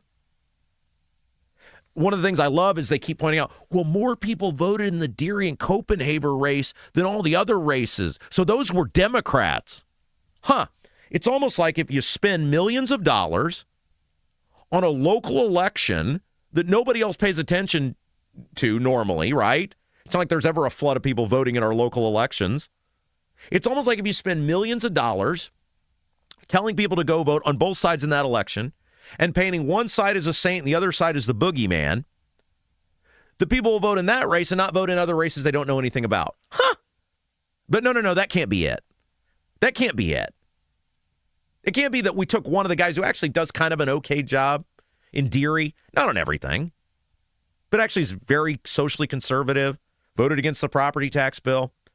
It's almost like when you demonize him and make him out to be the boogeyman and then he fights back, people are like, I should probably go vote in that race. But I don't know anything about the rest of these people. No, it can't be that. Has to be that the Democrats came over and decided the election. The Indy Star, it looks like in this expose, they tried to find people who did it, and I read the whole thing. Didn't see in that race, in the Deary race. Now, others they did, apparently. They say they talked to people who did, but I didn't see it in this article in the Deary race. And if they did, who cares? Who cares? If you're going to rig districts where people have to vote in a primary to get to pick their sheriff, then you can't be mad when people vote in that election. So here's the deal I'll make to Andrew Ireland. Fraud. Andrew, I'll support closed primaries. And somebody alert Andrew to this, because he used to come on the show. He used to be my buddy. Remember that? Andrew, see, this is the fraudster in Andrew. Andrew knows what's right, and that's what pisses me off, and he ran on doing what's right. Andrew, remember, knew Diego's such a clown. Remember, he went to Washington, and he brought the receipts back. Remember, he went and met with the Trump White House. And he goes, look, here's all my receipts. Because he knew Diego's a clown. And he knows, just like everybody else, when Diego goes, I pay, but won't show any receipts, Diego don't pay. That used to be Andrew. He used to respond to me on Twitter. He used to be my buddy. And then I started holding him to the same account I hold everyone else. And now he won't respond to me. So if you guys know Ireland, and I know many of you in the chat do, tell Ireland about this. Direct him to this. Here's my offer to Ireland, Billy Badass, Mr. Johnny Tough Guy. Let's see what he says. He won't respond to me. Maybe he'll respond to you. Ireland, here's the deal I'll make you. I'll support the closed primaries if he supports letting artificial intelligence draw the state house, state senate, and congressional maps. Deal? Just like Rokita did, and Ireland loves Rokita, just like Todd Rokita did when he was Secretary of State. We'll take all the politics out of drawing the maps, and then I'll let you put politics in the primaries on voting. Deal? Ask Andrew what he has to say to that. I bet he says no, because it's not about anything other than politics. And not just politics, but complete control over you. Your thought, your speech, your ability to speak out, your vote. That's what these Republicans want. Complete control over you so that they have complete control over the process, because you can't have any undesirables in there. Look, I'm sorry, but the Trump people are becoming everything they claim to despise. I'm not saying you as a Trump voter. I'm saying this Trump TPU, like it's everything they claim to despise. Everything the first Trump election was supposed to be against or fighting back on, they are that now. Everything they talked about Obama being, they're doing it. It's very scary. It's very scary. You pay for the elections. You pay. And as long as you pay, you should have the right, whenever you damn well please, and you walk in there and say, give me that ballot because I paid for it. You have the right to have a voice if they're going to take your money. Somebody get that to Ireland. Let's see what his response to that offer is. Hey, guys, here's a simple test most homeowners have never tried. After your next hot shower, set a timer for 10 minutes. If your mirror is still fogged up after that, your bathroom fan isn't doing its job. And if it's not doing its job, that moisture is hanging around in places it shouldn't. Your walls, your ceiling, even your attic. That's where bigger problems start. Vent Savvy specializes in fixing it the right way. Go to ventsavvy.com. VENTSAVVY.com. VENTSAVVY.com. See if your fan is working the way it should. What time is it? 10:48. All right, I got time to get to this then. So let's talk about what's going on with the tariffs. This is really interesting. And it actually looks like, in this case, the Democrats who are making sense.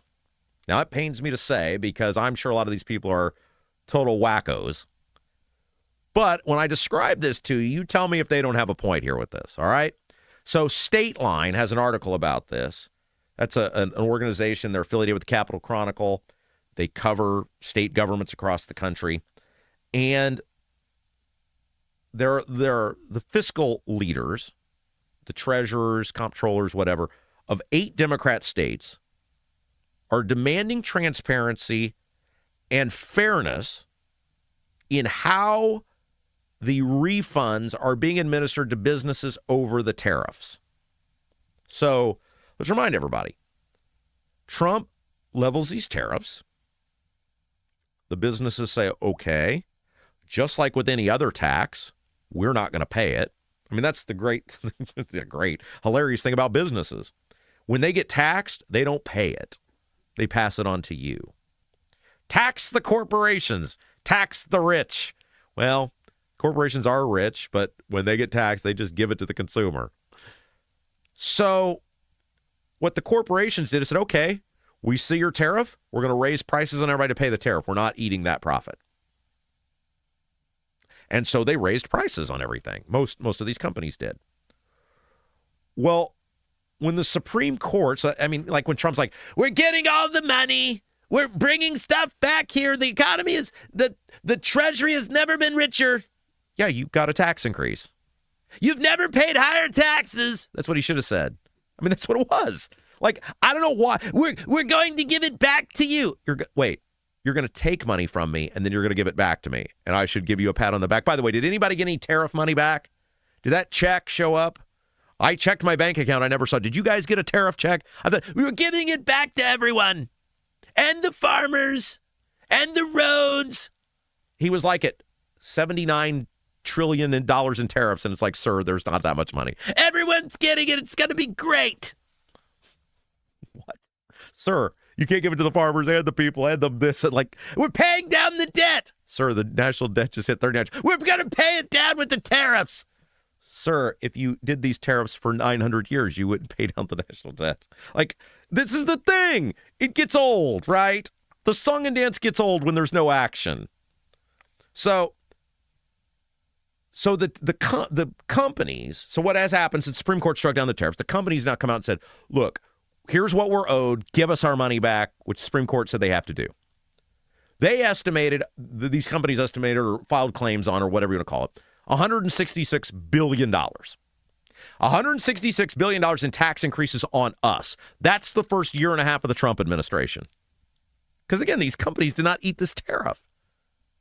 They didn't eat this tax increase. They passed it on to us. They've been quite candid about it. You don't have to take my word for it. Many of these CEOs have said, yeah, we're raising taxes on people. Reports have indicated that more than $35 billion of that money has already been paid back. And so what these Democrats, and by the way, you notice no Republican state is doing this? Why not? Daniel Elliott, where are you? Elise Nishala, where are you? Man of the People, Diego, where are you? Micah Beckwith, Rokita, Braun, where are you? Clearly, we were taxed. Now this money's going back to corporations. These corporations now are double dipping. I thought Todd Rokita was supposed to be Mr. Man of the People. If you see someone rigging the gas prices, you call me. How about if I see someone rigging the tariff system? Is there a number set up for that, Todd? Todd, is there a number? If I see someone rigging the tariff system against me, is there a hotline number I can call for the Attorney General? Why is it only Democrats who are saying this? This is obvious, guys. Like, you can hate the Democrats all you want. I challenge someone to say they're not exactly right on this. Now, they're doing it because it's political. You think if it were Biden, they'd be out there? Of course not. It's the same reason the Republicans are silent on it. They're petrified of Trump. But they're double dipping. They taxed us. We paid the tax because of the tariff. They paid the tariff. Now they're getting the tariff back. Just like everything else in our government, it's a corporate giveaway. I'm not convinced at this point, and you guys can hate me for saying this if you want. I'm not convinced at this point that wasn't the design of all of this. Think about it. What a brilliant plan it would be. Trump knows that tariff thing is going to go down at the Supreme Court. It was patently obvious. He's using an emergency act from the Nixon administration, which was very targeted. It was very clear in scope how the emergency tariffs could be used. And he just starts using it on every country in the world. I mean, it starts out as Mexico and Canada. And I said, I think that would have held up. It was about fentanyl and about killing young people. Okay, I'm on board with that. But then it's, Now it's Zimbabwe and India and Uzbekistan. Those Uzbekis, they're horrible. They're ripping us off. Like, you can't use an emergency tariff on every country in the world, sir. It's just, why would anybody with an IQ above 7 not have thought this was going to end? And I'm not convinced at this point. Then he goes, okay, I did it. And then the Supreme Court overruled me. And now my business friends get a whole bunch of money. Like, isn't that amazing? Isn't it amazing how with our government, it always works out that the businesses get more money? Isn't that wild? The rich and the businesses always get more money. You always get less. You always get price hikes. You always get inflation. You always get tax increases. The rich guys and the businesses, boy, they make out like bandits, though. I mean, look, I've had the same accountant for 20 years. He's a very respected guy. He's esteemed. He's very well thought of, right? And he told me, and other accountants have backed this up, and you guys can hate me and say, oh, you're TDS or whatever. They've said that big, beautiful bill did nothing for the average person. They've all said the same thing. You guys have filed your taxes. You guys have now done it under the big, beautiful bill. Many of you have commented on here about how you got nothing. Nothing different than what you had before. Here is what, who is this? This is the Minnesota State Auditor, Julie Blaha. That's her name, B-L-A-H-A, Blaha. Ha. Quote, we're the ones who paid it. She's talking about the tariffs. We're the ones who paid it. We're the ones who need to get it back. And so any system that doesn't get it to the little guy doesn't get it to the right place. Look, Minnesota's run by crazy people. No disputing that. Tim Walz is a moron. He's crazy and he's a moron. It's a dangerous combination. These are the same people that elect Ilhan Omar. But is there anything you can dispute of that? Take away why she's saying it, because she hates Trump. But is there anything in that quote where you would say, wow, yeah, that's pretty radical? No, that sounds very common sense. Our auditor, Elise Nishala, should be saying the same thing. Where are you, Elise? Where are you? She goes on to say, we're not asking the federal government to do anything they don't ask of states and local entities or nonprofits to do when they're using some of their funds. We know how to do this kind of oversight.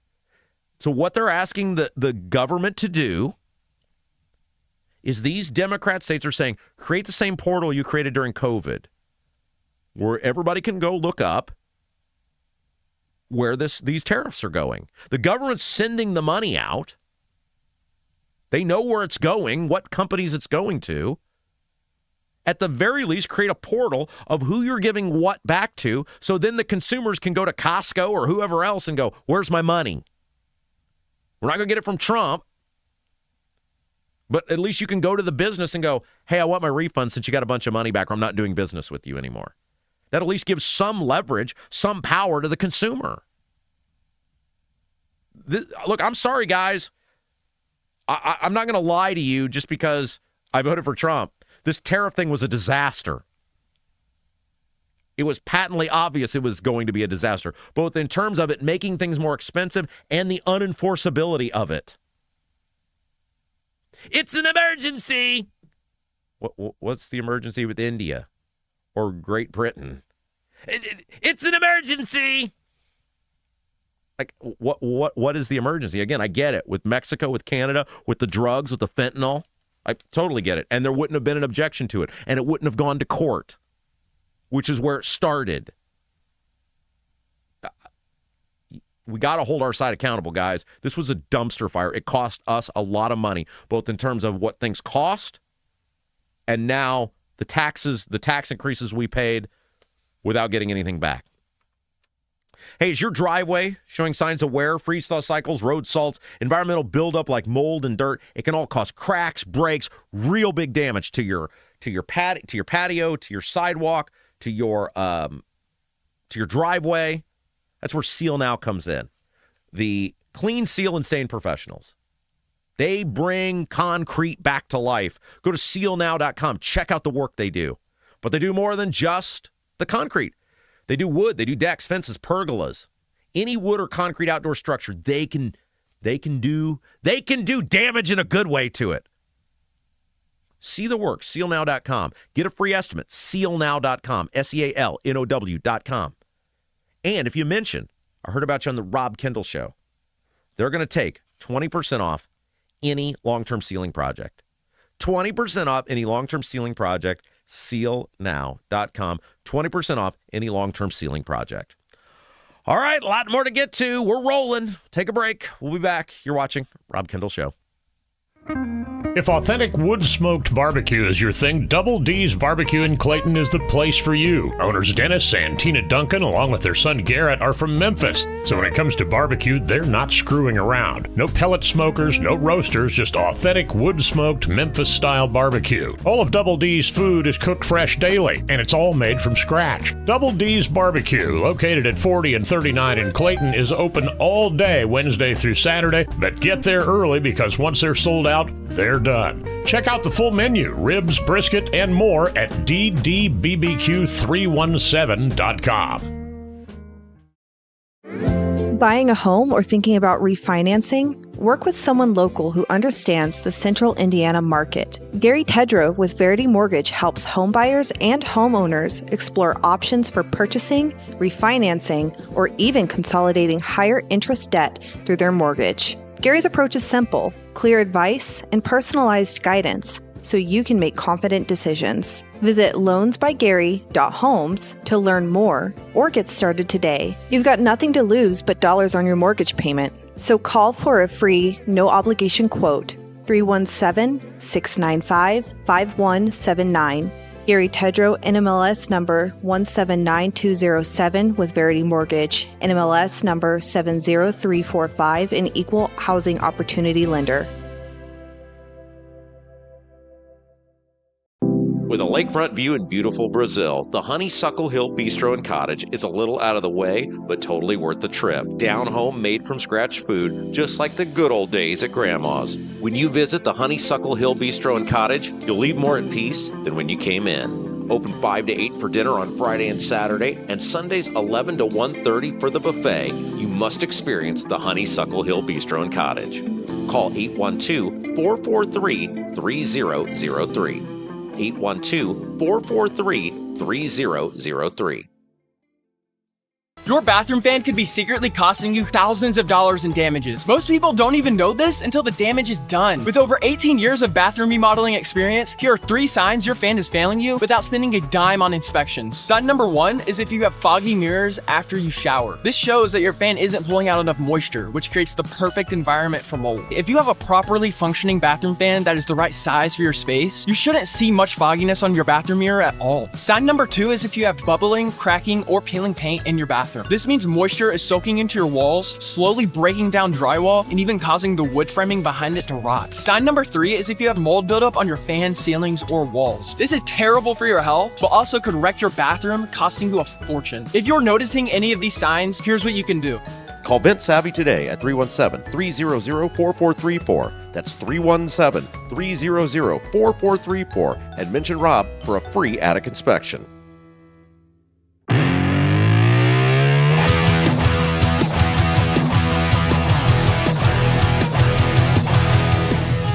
Welcome back, Rob Kendall Show. Thanks so much for joining us. Are we at 200 likes yet? I forgot to check. 196. 190. Oh, come on. We're so close. We need 4 likes. I'm missing the PGA Championship to be here and talk to you people. The least you can do is hit that thumbs up button. I told my wife, very clear. She got back from a work trip last night. This is the amazing thing about me. You know, I'm the last person to toot my own horn. I'm the last person to brag on myself. But think about this. I was a single parent for 3 days. And I was effectively a single parent. The grandmas came over, help out. But I raised a 2-year-old. I did this show. Were you by yourself with her at all? Or was grandma there the whole time? Well, not the whole time. They come over a couple hours. She gets off daycare, but I got, an hour or 2 hours. Got to get her to bed. Got the stress of having to be there. And I did all that as a single parent. I don't want to hear any more complaining from single parents. Hear that all the time. I raised you as a single mother. Look at what I do. And I do that. My wife usually goes on like one work trip a month. And I do it all. I do a 3-hour show. You guys never knew. That's amazing. The sort of energy I bring to the table.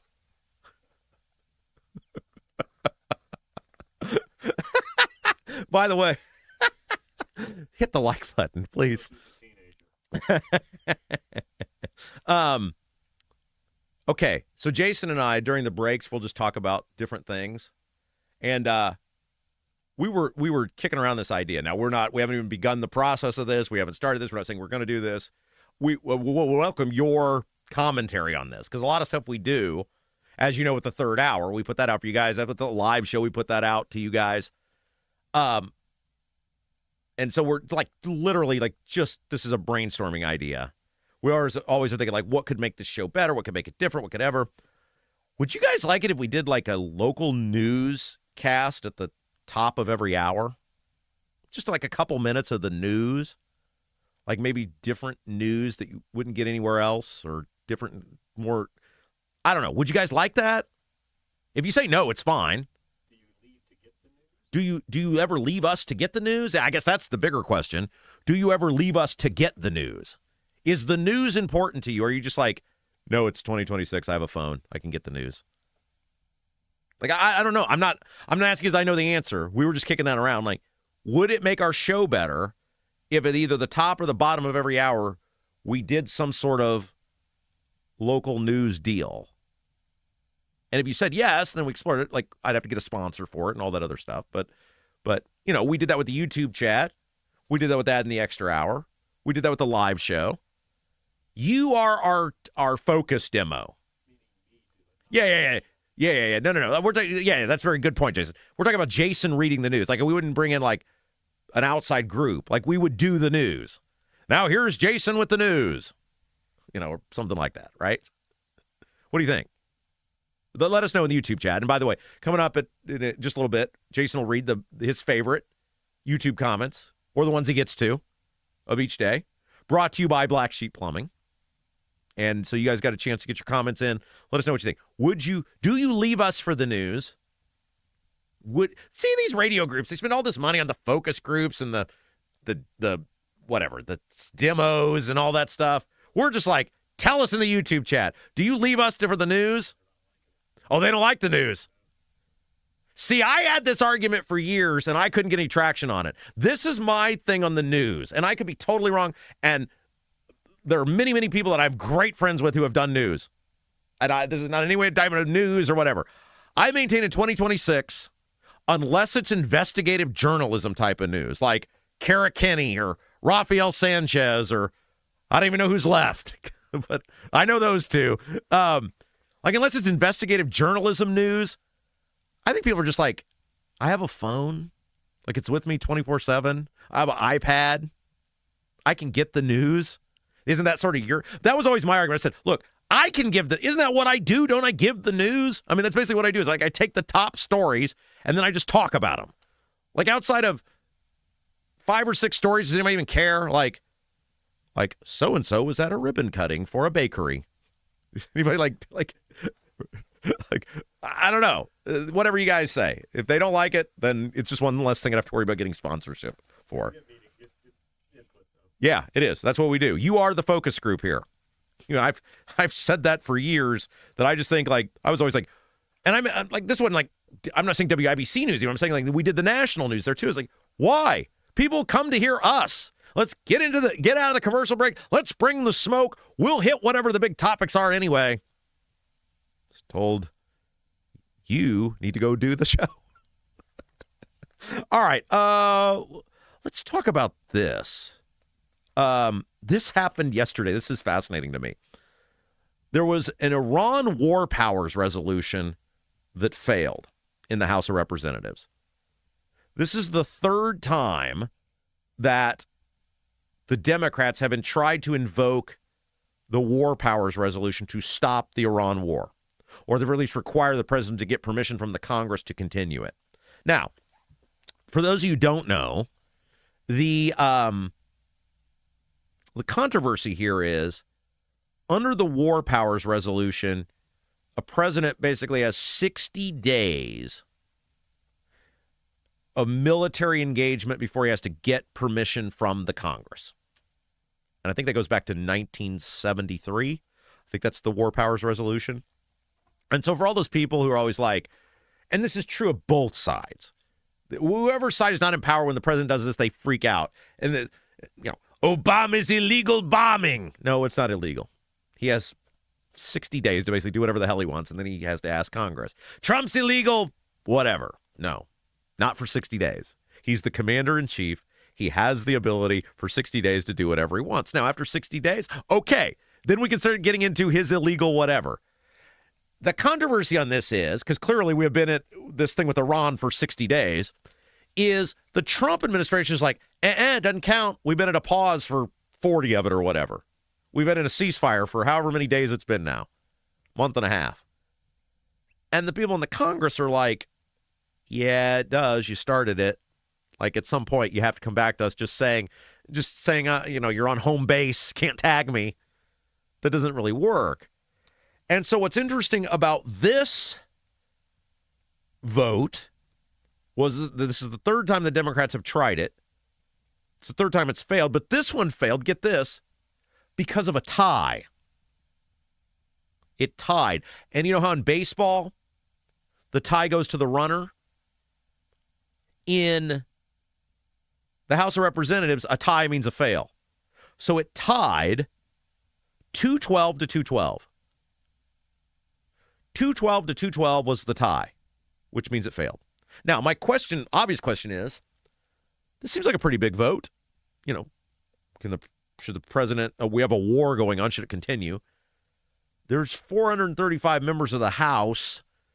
Only 224 people voted. Where's the rest of them?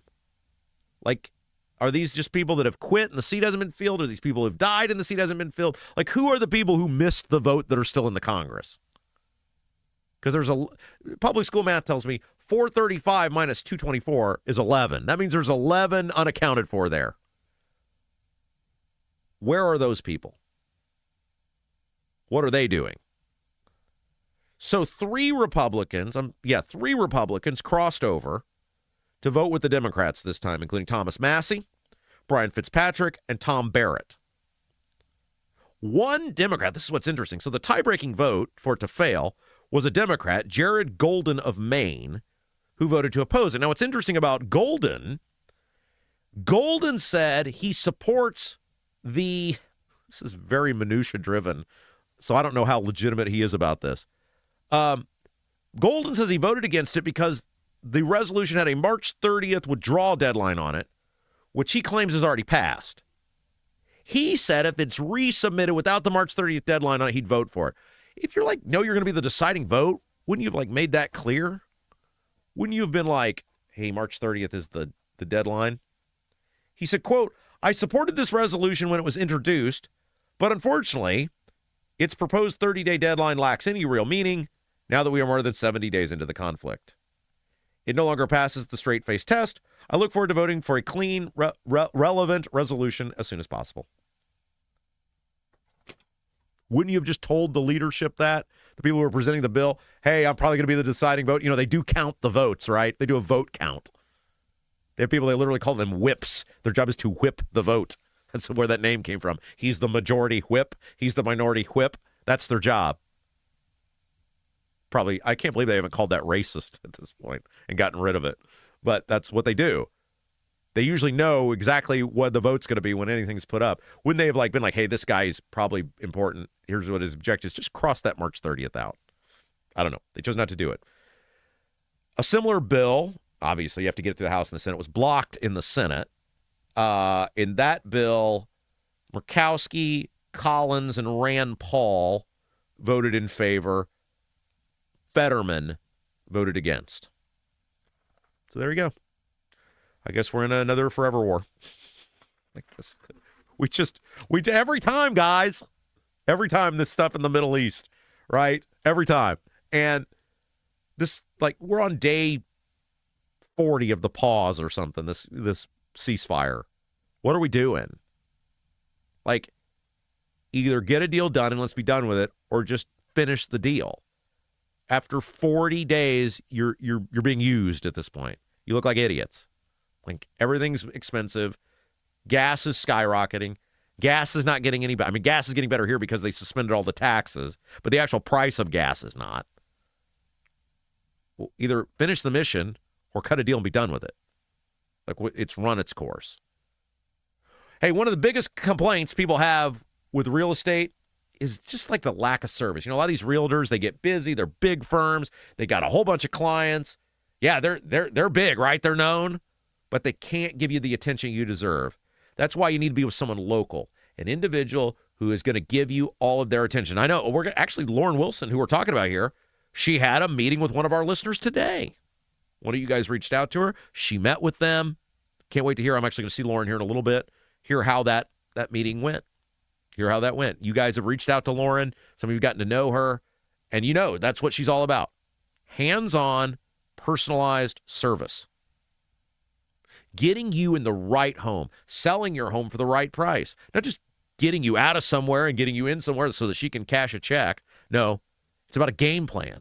It's about making sure you're happy. It's about making sure you get what you want out of your home and get you in the place that a year from now you're not going to be like, man, I made a mistake.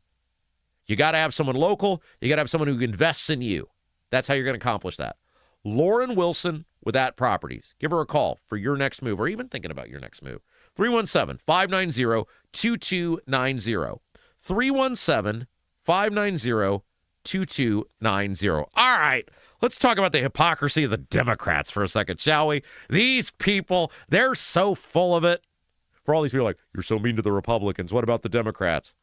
Here you go. These people are the worst. So, you know, these different Republican states, in light of the Supreme Court ruling on Louisiana, are beginning to change their districts very quickly, right? Louisiana, they ruled in Louisiana, you can't rig a district that snakes across the entire state for the sole purpose of either getting a black person elected or letting black people decide who the person is. Like, black people are people. White people are people. Brown people are people. We're all people.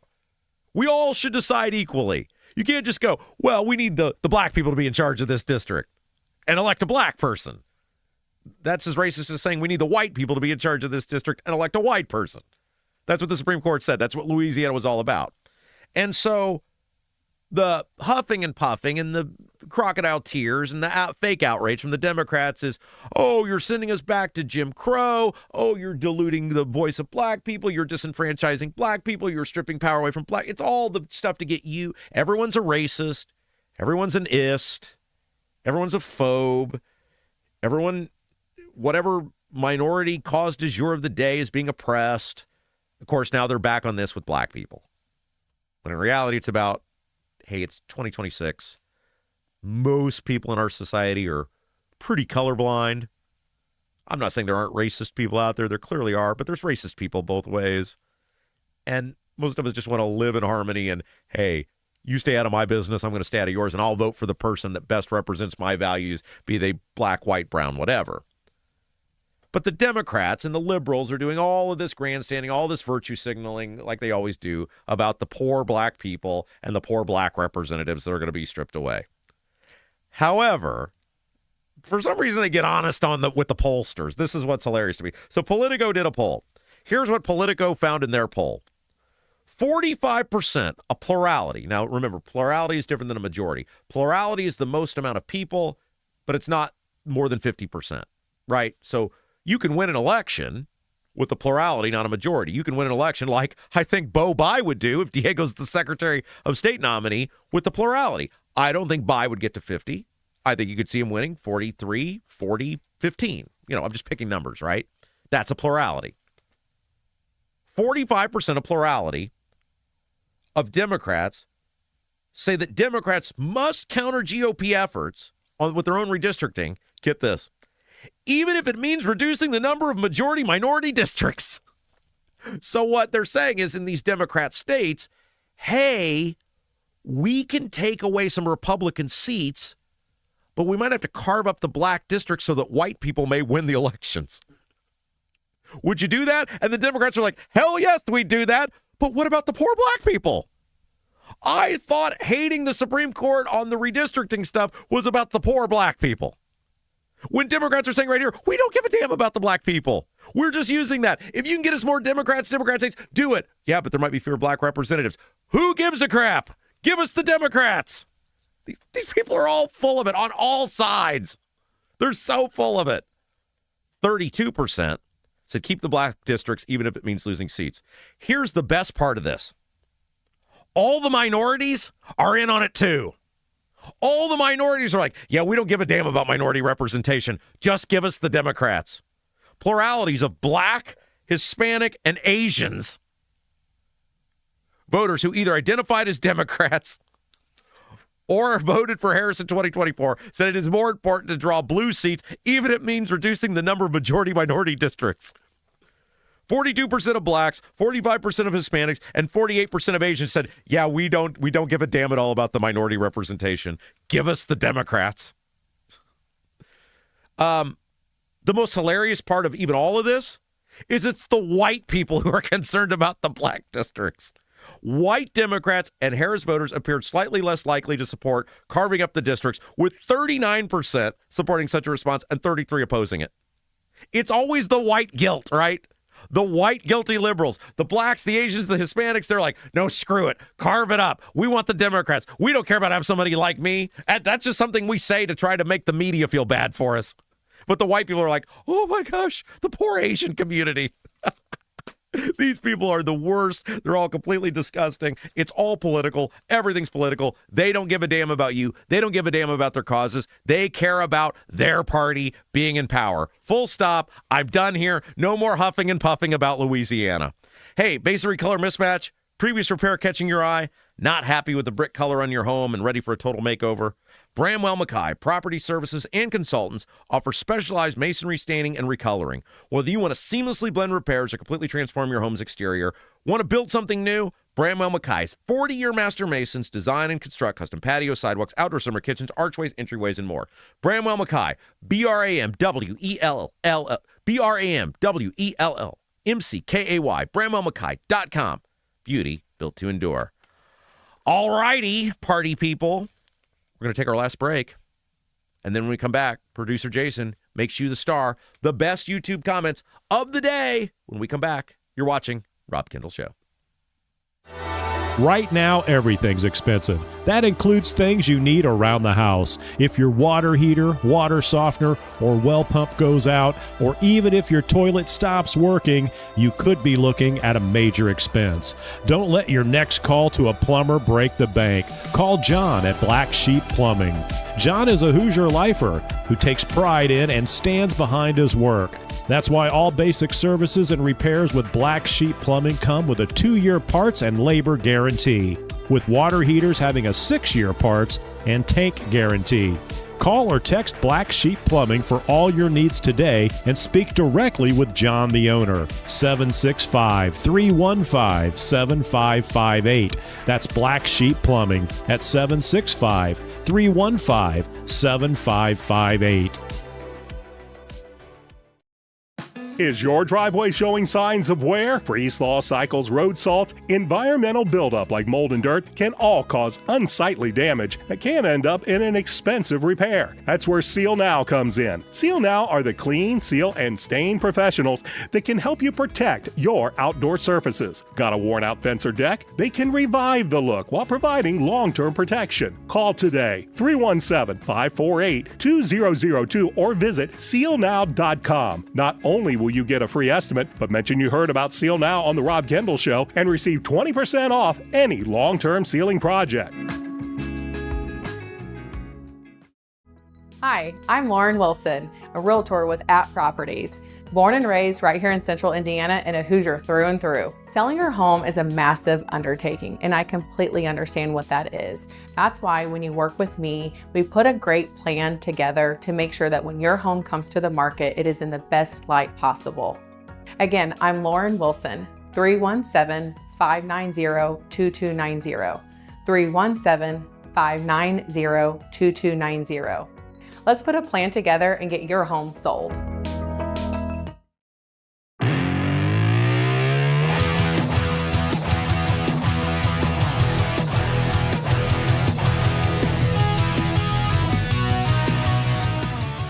Welcome back. Rob Kendall Show. Last segment of the day. It's extended. We make you the star. It's the YouTube chat. Our producer, Jason, he scours the YouTube chat. By the way, you got to be a subscriber in order to chat. Guys, we got to get to 3,000 subscribers. We got to get to 3,000 subscribers. Tell everybody you know. If someone owes you a favor, you cash it in. Tell them to get the Rob Kendall Show. Hit the subscribe button. Producer Jason reads the best YouTube comments of the day, and here he is, in the flesh. Hello, Rob. How you doing? I'm great. How are you? Excellent, excellent. Just looking for my script here. It gets buried further and further on a daily basis. I have it if you need it read. I'm probably, let's see, there's double D's, there's... How about I just do it? Would that be easier for you? Why don't you just do it today? Unless I find it first. Let's see who finds it I'm first. ready to go. I'm ready to go right here. See, because I print them out. See, people always make fun of me being old, and I always pay my bills in person. Now look at this. If your water heater, water softener, or well pump goes out, or even if your toilet stops working, you could be looking at a major expense. Don't let your next call to the plumber break the bank. Call John at Black Sheep Plumbing. Black Sheep Plumbing can do the job right at a fraction of the cost of the big guys. And Black Sheep Plumbing says thank you to all military, firefighters, and police officers with an American Heroes discount. Call or text Black Sheep Plumbing today. Speak with John, the owner, 765-315-7558, 765-315-7558. Steve Green with an E would be able to take advantage of the military discount. That's right. He was the Marine I was speaking of last week. Thank you for your service, Steve Green with an E. And thank you for your service, John, at Black Sheep Plumbing. That's right. Very good. I did this yesterday, so I went to that town council meeting about the thing with the referendum. Right. And I was like, I'm going over there. Like, I still pay my bills in person wherever applicable. Like, I just like the idea of I don't think you can do that in I give this to you. Most places. You give me a receipt back. Like, I have this. I know you got my payment. Right. Like, there's no doubt that the mail lose it. Whatever. And so the town, a couple of years ago, got rid of the nice lady who worked at the water department. I don't know if they got rid of her. There's no door, no thing anymore. You can just walk up and go, here you go, thank you. And they smile at you and say, have a lovely day. It was like a 2-second experience. Here's my bill. Here's my thing. Thank you. Now you got to pay at this kiosk. And half the time I can't get the check to go in the kiosk. It's one of those things you got to slide it in here, line it up here. I don't know whether it doesn't like my checks or what. Do they not take payment online? I don't pay. I told you I don't pay the bill. I'm not giving the town access to my banking. Sounds like it might be a little easier for you. No, here's why I don't give the town access to my banking information. Because I've had people say that they've overdrawn their bank they've charged them wrong or whatever. And then now the money's out of your account. Like if they don't have access, you think they're just going to keep it, not give it back to you, not credit? I don't know. Or anything? Look, the town has taken so much from me over the years. I have no idea. Eventually, they're going to close down the window, Rob. And they're going to make you. But I walked up there because I parked in the parking lot, and I'm walking up there, and this guy is staring at me because I'm sliding this thing in, right? And it won't take it. And this guy's like, what the hell is wrong with this guy? But you know what's right with me? I got a receipt. I got it in there. I got a thumbs up. I got a confirmation. Nobody can come back and go, he didn't pay his water bill. So, bam. But anyway, that's why with Black Sheep Plumbing, you were scrolling feverishly. You were not able to find it. All I went was right to my paper. Boom, there it was. Yet I still pulled it off, didn't I? Yeah, with a lot of drama. The old man 68 starts us off in the chat on this fabulous Friday. Happy Friday, fellow Robbleheads. First cup of Joe down and waiting for the start of another epic show. Rob and producer Jason do not disappoint. How old is the old man? Do we know? Well, I don't know. It's the old man 68, so I'm assuming 1968. He just feels old. I don't know. Old man. That's not old. How old are you? If you were born in 1968, yeah, you're not old.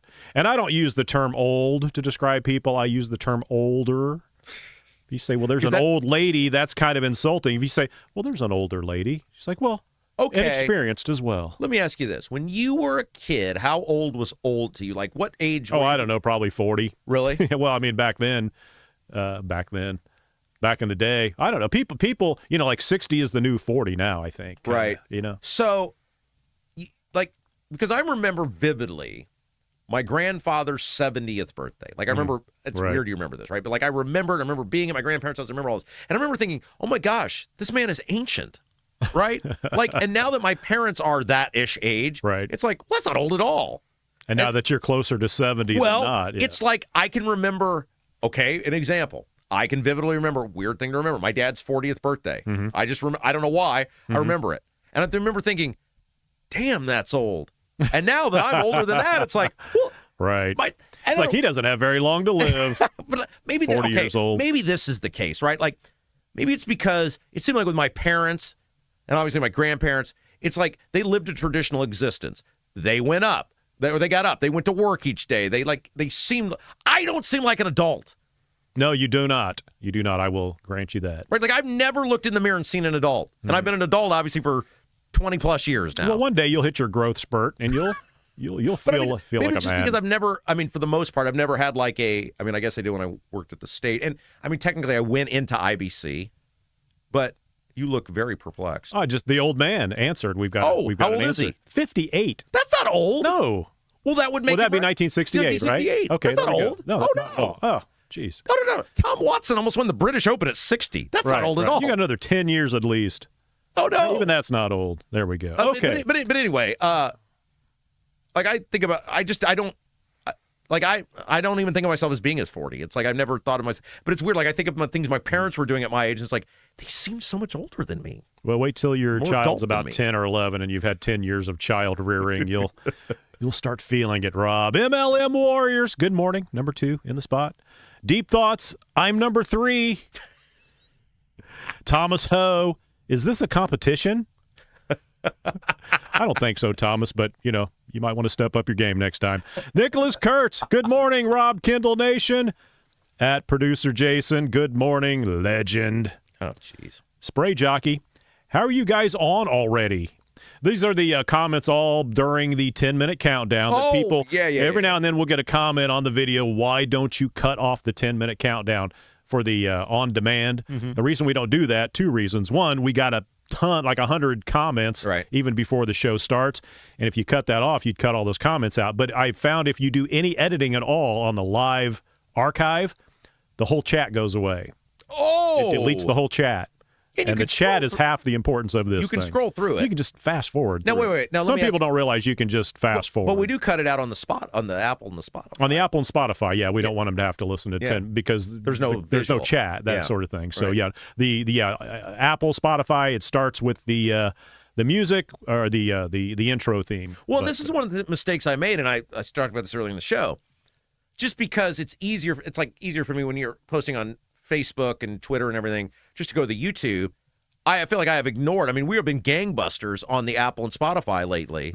And, I obviously promote the YouTube, and it's like those guys over there, I feel like I don't give them any attention. So I want to again say thank you to everyone who has been listening to us on Apple and Spotify. You guys are awesome, and I just feel like I don't give you the love you deserve. So thank you to all the people. Look, I think it's a little weird. We wish you could see the lights. You won't consume us on YouTube, which I think is a little weird, but that's okay.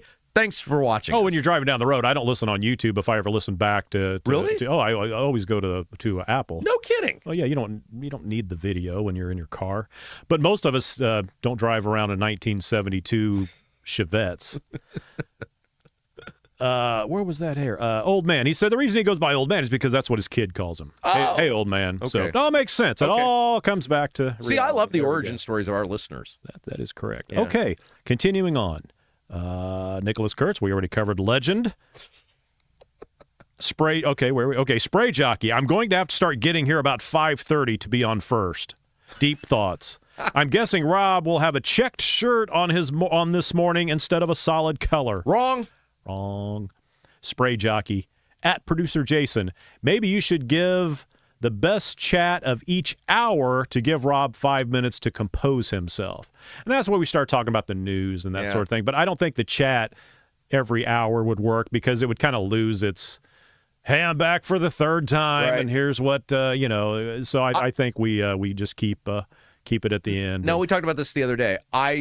Sporadically, I do not scour the chat, but I will look every so often just see if there's anything in there that I would want to address during the show. Somebody asked this, and it's timely, so I'll get to in case you don't. They asked who did I pick for the PGA Championship? Okay, right. And I had a good day yesterday. I went with Xander Schauffele, who was 2 under. I went with Brooks Koepka, who was 1 under. Should have been about 5 under, but he couldn't putt.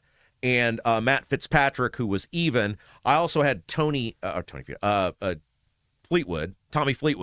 He didn't do so well yesterday, but 3 of the 4 did great. I also did a little on the old sports betting show. I had a segment called "You Want to Get Nuts," and so I went with Mikael Lindberg, who was 500 to 1. He shot 1 over, so he didn't do too bad either. So nobody out of it. None of my guys are out of it, and I have a couple right in it. So I did well yesterday. That's who I was on. Fabulous, Rob. Just fabulous. Deep thoughts. Producer Jason has 45 followers. I have 45 followers on my Producer Jason Facebook page. I would encourage everyone to go over there. It'd be great to hit 50. Now, you post all sorts of things over there, not just the show. Well, I haven't yet. It's just kind of starting. I was saying if anybody would show up. You know, it's like having a little party. You don't want to overspend on the food and beverages unless it's like the studio. It's like I'll make another run to the liquor store. It's like the studio. That's exactly how we did the studio. You don't want to overspend. Much. Yeah, you don't. Yeah, you don't want to do that at all. So, you can find me on Facebook, Producer Jason. Debbie Holcomb, happy Friday. We're right back at you, Debbie. Spray Jockey, does anyone know what the bill was the governor signed yesterday? Something about the state collecting benefits for minors. I just caught a piece of it. Yeah, I didn't. I started to get into it. Okay, just, again, full disclosure, how I have done the show the last couple of days. Now I'll be able to get back to normal since my wife is home. Normally, I will sit down at night and do the template for the show, and then I'll know, hey, there's going to be a story or two I'll add in the morning. Right. But because, look, I'm just going to tell you, having a 2-year-old is exhausting. And I do work basically the whole day anyway. I was getting up very early in the morning and doing it. And so I had limited time for the template the last couple of days. And I did not have a chance to get into and read into that in depth, but I will take a look at it this weekend. If I think it's something important, I'll put it on Monday's template. Would you believe that there are people who spend all day with their children, Rob, and raise them? And I would. I do. If this doesn't work out, that's what we're going to do. Because we will not be able to afford the wife's ultimatum. This is your last shot, dude. All right, Spray Jockey. He's figured out the algorithm. If you mention the legend, he will definitely read your chat. Oh, that's you. Yeah, he figured out the algorithm. Yeah. Call me Al. Ethan Hatcher. My skin is tingling with anticipation for another award-winning edition of the Rob Kendall Show. If I had to wait any longer, I'm not sure I could stand it. I love that. But tingling with anticipation.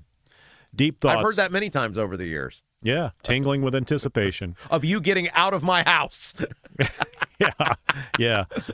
The shield is over. It was over 10 minutes ago. You can go home now. So what he's talking about is stealing my free HBO. This would have been 20 years ago or whatever. Jason had cable, well, like the movie channels or whatever, that I didn't have. Showtime, HBO. Yeah. All the good stuff. I used to. Back then. Sopranos is the one I remember for sure.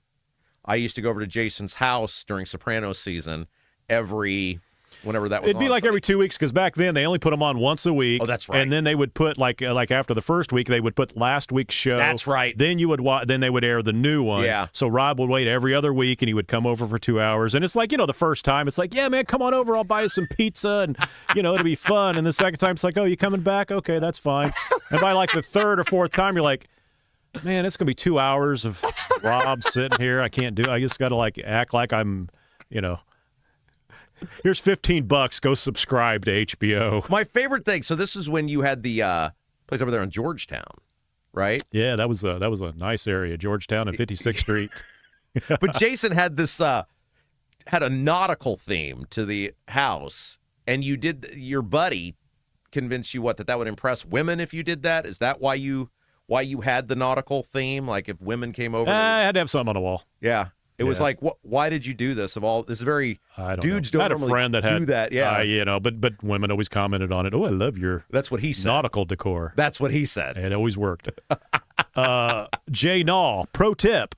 Listen to the podcast, and then you can fast forward through the endless dribble and babbling about sponsors and Rob's old businesses. Everyone you can do that. Support our sponsors. They are the people that make this possible. Many of you have contacted them. Your life has changed for the better. Let's see if I can get them all right here off the top of my head. We got Lauren Wilson, realtor, Vent Savvy, Seal Now, Double D's Barbecue, the Honeysuckle Hill Bistro and Cottage, Gary Tedrow. Is that it? Did I miss somebody? I was preparing for the next chat. Adam Baltus, who's been with us. All of those people. Did you get Bramwell Mackay? Bramwell Mackay. There was one I was missing. Our very first sponsor. John Rust. He's not sponsoring anything, but he just likes the hell show. Of a guy. Okay, yeah, so all those people. So I hope nobody fast forwarded through that. No, you got to support the sponsor. C. Mills. Good morning, all. I've already made reservations at Honeysuckle Hill for tomorrow. I'm going to spend the day in Terre Haute. Oh, well, see, if you are forced to spend the day in Terre Haute, the only thing that can make that tolerable, and I can do all the Terre Haute jokes. My family's from Terre Haute. Going to the Honeysuckle Hill Bistro is a great way to dull the pain of having to spend a whole day in Terre Haute. Charles Ludy. I missed Charles yesterday. I didn't get Charles in the chat. I think he was a little upset. So, Chuck, we got you in today. Hot damn. Less than 4 minutes from start time, and we're still pushing. Oh, and we're pushing 70 likes. All the comments I've read so far, the show hadn't even started yet. Is that crazy? Kevin Branham. Has anyone heard anything about the Bears lately? You haven't mentioned the Bears in a long time. So, basically where that's at, the Illinois Senate has the House bill in front of it. They have a deadline, and the NFL and the Bears have basically said end of May, and then we'll know, right? I mean, either Illinois is going to get their act together or not. There just hadn't been much to report on. I'm tingling with anticipation. Trust me, when there's something to report, we'll tell you all about it. Wino Gina B. Now I want to start a company so I can be a sponsor. Yeah. You don't have to be a company. We will talk about you. If you just want to, we'll talk about you. Absolutely. I guess I should point that out. If you just want to sponsor our show and you want me to just say nice things about you, like maybe you had a rich relative who left you excess. Doesn't have to be rich. We'll take anything. Yeah. I mean, that's what I'm saying. Like sales@robkendallshow.com. Literally. You can give us money, literally. As long as you're not on the run from the law or have some sort of sordid criminal past, we'll say nice things about you. Ethan Hatcher, I got my ticket to the Rob Kendall live show. Wouldn't miss it. Better get yours soon. They're selling like Taylor Swift concert. I told Ethan He's going to be playing hooky from his own show. Yeah, I love that. And I told him, I said, trouble. I've already worked him. I've got part of the act done. I've worked him into the act already. Oh, is that right? Make sure Ethan gets notoriety. All right. Josh Richardson. Lighting matching the shirt today. Nice. That's what a producer does. Spray Jockey. Thanks, John Rust. Yes, thank you. We echo that. Yeah. Ditto. John McKinney. Stopped at DD's last night. Yeah. Maybe Double D's Barbecue. Good food, and the bourbon barbecue sauce was amazing. Perfect. Thank you, John. Johnny Doe, 1977. Is it DOE or DOUGH? DOE, Okay. 1977, a youngster. I think there is a large number of people checking out of national politics and looking more for local stuff. Yeah, so this is obviously how we started this. We were talking about Ben Shapiro and the issues with the Daily Wire. The New York Magazine had a big article about this, that they're supposedly in trouble. Not saying they're going to go out of business tomorrow, but saying that their listenership, viewership, whatever is down. There's been some business issues, allegedly. And, I talked about it. I said, I agree with that. And I believe this for years. I mean, that I've pitched this for years, what we're doing now. And I was like, all right, fine, we'll just do it ourselves. Johnny Doe also added, I'll be checking out if the show is talking national issues daily. I mean, we hardly knew ye, Johnny.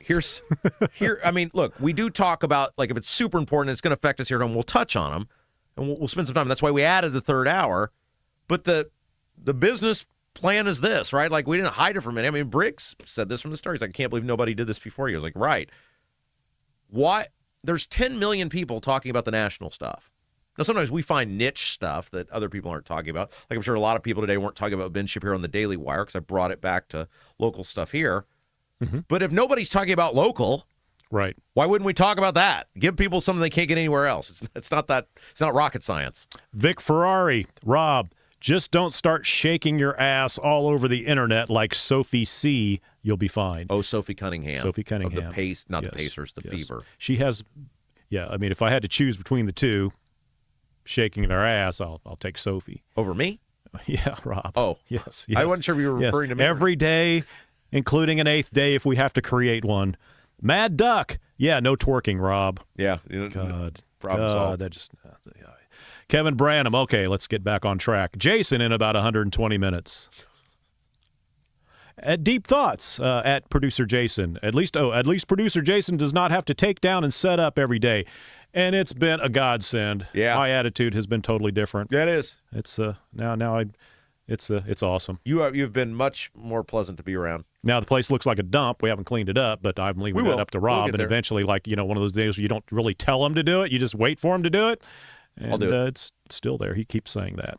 Drew, I'd like to think Larry King was first, talking about Rush Limbaugh and that he was the first. But I mean, you got to give Larry King his accolades, but he turned into kind of like a Mellencamp, like a sour old man. And he also, correct me if I'm wrong, he did interviews, right? Yeah, he mostly did interviews. Yeah, and I liked his style. I always steal his style of interview. I'll go to an interview if I'm doing one, and I do absolutely no research.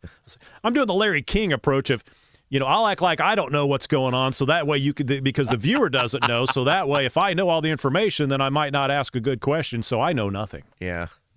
Tell me about it. That's good. Well, so that's what I say. Like Rush was different. Rush didn't do interviews. Mm-hmm. By the way, do you guys like when we do interviews? Because good question. We want to give you what you want, and we've cut back on the interviews a little bit. And we know you don't want the news. And we know you don't want the news now. But do you guys like it when I do interviews? I mean, I've cut back because I felt like, it was election season. We were talking to some of these candidates, et cetera. But I'm going to cut back on the interviews, I think. But do you guys like them? Do you enjoy them more than me sitting here talking? What do you get more enjoyment out of? There we go. We'll find out what they say. Chris Harose. Okay. I don't. JAROSZ. Jaraz, I don't know. A lot of consonants there. I have believed this for a long time. Rob is the Indiana Rush Limbaugh. Thank you. A lot of people say that. Maybe I'll put that on my tombstone someday. Indiana Rush Limbaugh. Could you imagine if Rush's had well, never mind. Missouri's Rob Kendall. I was going to say, something about Rob Kendall. I couldn't come up with it. I guess he'd be Florida. I think he's buried in Missouri, though, I think. I would imagine his family is, yeah. Q Finch, Rob, you should start a membership on this channel where people like me can financially support your message. We should. We need to do that. Isn't that what's the support YouTube, button? It's like we've been going great with YouTube, and they've not bothered us, and we've not bothered them. And when you do the whole... We would not make much money off monetizing on YouTube. It's not really worth it. But then they start really like honing in and checking out what you're doing, and it's like inviting the devil into your house or something. But that's why we have not that they're the devil. No, we love YouTube. You guys have been awesome to us. Yes. YouTube is great. We love you, Mr. Algorithm. But that's why we have the support button at robkendallshow.com. I think right now it's just kind of an algorithm that's checking us out. But if you apply for the I think they actually have humans that go and it's like, wait a minute, how did this get past us? But not that we're doing. I mean, this is true. This has been a whole new world for me. We have been super cognizant of whatever the rules of YouTube are, and if there's anything that's like remotely.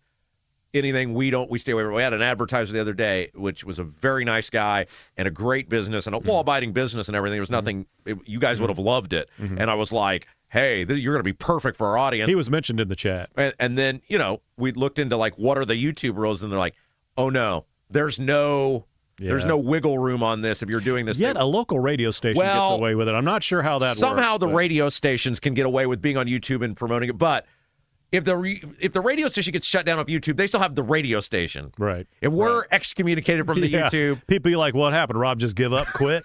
So we're very. Where's Rob? We're very respectful of all of YouTube's rules and regulations. He keeps disappearing. Ethan Atcher. Now and then Ethan comes up with a good comment. I voted for Ron DeSantis in the primary. He would have been a better Republican president. Trump is all talk and no substance, and he's not particularly compelling talk either. DeSantis kind of had that wet rag personality. Yeah. Like his wife was way more... she did a way better job than he did. Whenever she appeared with him, I thought she's more presidential than DeSantis, but he may have been a better... there's no doubt. I don't know. I mean, now, DeSantis' wife, she was on the Golf Channel. Okay. That's how she got her start. She was a broadcaster on the Golf Channel. But that makes sense. You could tell she was, she knew what she was talking about. Have I ever told you about the time I went ballistic on Ethan? Have I told this story? I heard it. I think a lot of people heard. I remember the segment where you went off on the air. Yeah, you did it on the air, and everybody. And I did it off the air too. Everybody felt sorry for Ethan because you were so mean to him. Should I tell the story? We should probably save that story. Oh no, go ahead. Well, okay. I'm not proud of this, but the ratings were very important to me, guys. In case you can't, this is like a well done thing, right?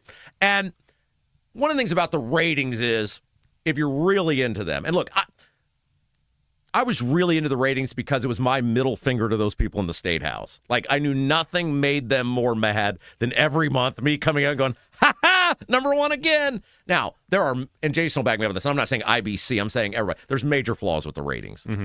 The way they do the ratings is ridiculous. They're not accurate. No, I mean, unless you're number one. Well, but I knew how the ratings work. And I genuinely think we were number one. I actually think the way the ratings work hurt talk radio stations. Mm-hmm. I actually think they benefit music stations. I don't think talk gets captured what their actual ratings are. But I was aware of what would make people who dictated the ratings tune in and tune out. And Ethan went on something about Trump one day. He was filling in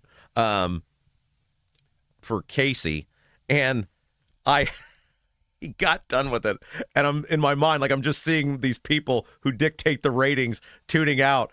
And I think I just started screaming at him on the air.